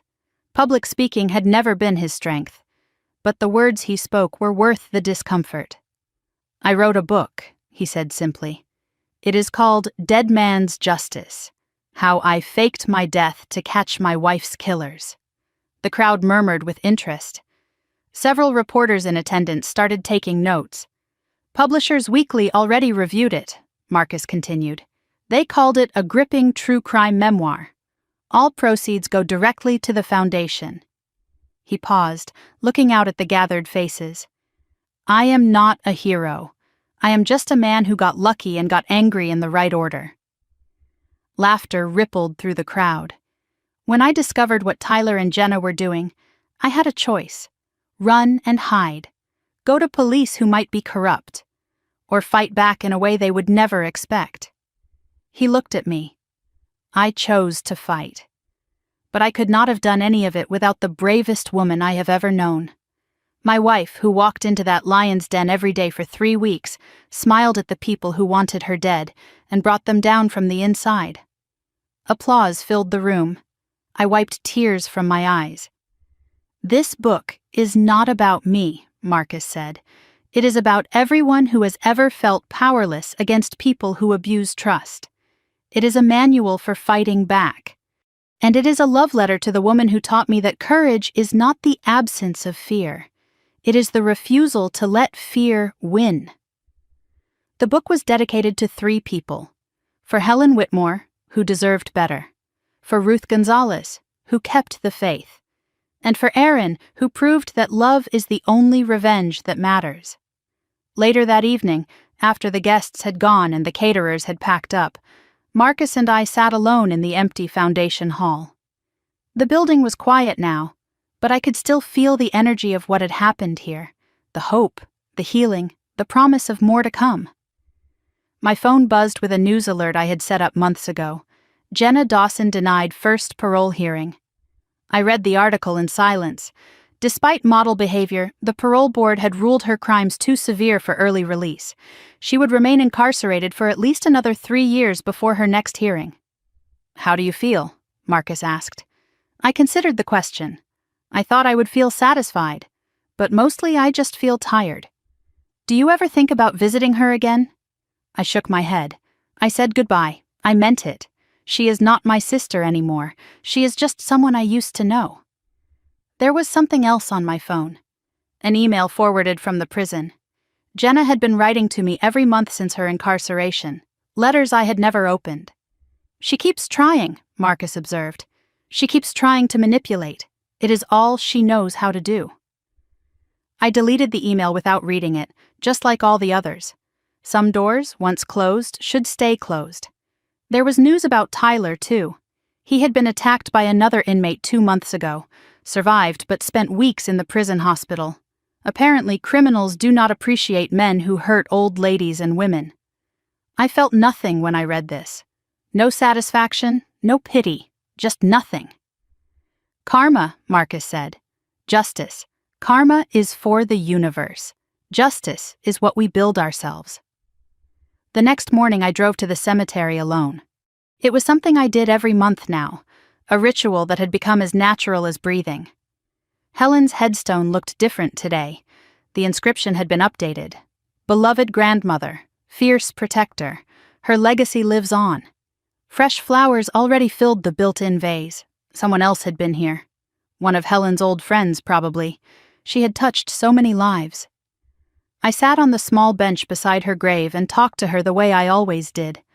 "The foundation helped its 50th family last week, Grandma. A 90-year-old woman whose son was stealing her Social Security checks. We caught him. She is safe now." I pulled my coat tighter against the February cold. "I think about you every day. About what you would say if you could see what we have built. I hope you would be proud. I hope you would think it was worth it." A cardinal landed on Helen's headstone. Her favorite bird. She used to say cardinals were visitors from heaven, loved ones checking in to let us know they were okay. I smiled through my tears. I will take that as a yes. For the first time in 2 years, I felt something close to peace. Not happiness exactly. Happiness felt too simple for everything I had experienced. But peace, acceptance, the knowledge that I had done everything I could. I stood and brushed snow from my coat. Marcus was waiting at the cemetery gate, patient as always. I walked toward him, toward the future we were building together. We had moved into Helen's old house on Maple Street, reclaimed it, filled it with light and love and the sounds of a life being rebuilt. I taught part-time now, splitting my days between the classroom and the foundation. Marcus had finished his book and was already working on a second, a guide for families to recognize the signs of elder abuse before it was too late. We were talking about children. Maybe, someday, when the time was right. For now, we had each other, and that was enough. "Thank you," I whispered as I reached the cemetery gate, to Helen, to Ruth, to everyone who had helped us survive. Then I turned forward, toward the rest of my life. If you have stayed with me until now, you have not just heard a story. You have witnessed what happens when evil wears a familiar face and love becomes the only weapon that matters. My name is Erin McCall. I am 37 years old now, and I have learned that God walks beside us through valleys we never imagined we would survive. When I discovered my husband was alive, I thanked God. When my sister was led away in handcuffs, I asked God for strength. And when the foundation opened its doors, I knew His mercy was real, even when His timing tested my faith. Looking back at this family story, I see my mistakes clearly. I ignored the warning signs. I trusted when I should have questioned. I assumed that blood meant loyalty. Do not be like me. Do not wait for tragedy to force your eyes open. If someone you love seems afraid, listen. If financial records do not add up, investigate. If your gut tells you something is wrong, believe it. People ask me if what I did was revenge. Maybe it was. But here is the truth I have learned. Real revenge is not about destroying your enemies. It is about building something they could never imagine. Something beautiful from something broken. The Helen Whitmore Foundation exists because I refuse to let my grandmother's death be meaningless. We have helped over 50 families, recovered hundreds of thousands of dollars, and put predators behind bars. But every victory reminds me that we cannot bring back the dead. We can only honor them by protecting the living. Your voice matters. If this story resonated with you, if you have faced betrayal or manipulation or injustice in your own family, I want to hear from you. Share your experience in the comments below. Your story might be the lifeline someone else desperately needs. You are not alone. There are thousands of us who understand exactly what you are going through. If this story moved you, please share it with friends and family who need to hear it. Someone you know might be trapped in a situation like mine was. Your share could be the first step toward their freedom. And if you have not already, please subscribe to this channel. Hit that notification bell so you never miss a story. There are more truths to uncover, more proof that ordinary people can overcome extraordinary evil, more reminders that you are stronger than you know. Thank you for walking this difficult journey with me. Your time, your attention, your willingness to listen. It honors Helen's memory more than you know. A final word of transparency. The stories on this channel blend real experiences with fictionalized elements designed for educational impact. If dramatized content is not your preference, I respect that completely. Feel free to explore other videos that might suit you better. But if you choose to stay, know that every story here carries a lesson worth learning and a truth worth remembering. May God bless you and keep you. May He give you the courage to face the darkness in your own life, and may He grant you the peace that comes from knowing you are never fighting alone. I walked through the front door of our home, Helen's home, and let the warmth wrap around me like an embrace. On the mantel, her photograph smiled down at me. Not the formal portrait from the funeral, but a candid shot from one of our summer visits. Helen laughing at something off camera, alive with joy. I touched the frame gently and whispered what I whisper every night before bed. "We did it, Grandma. We really did it." And in the silence that followed, I could have sworn I heard her answer. No, child, we are just getting started. This story is fictionalized for dramatic effect.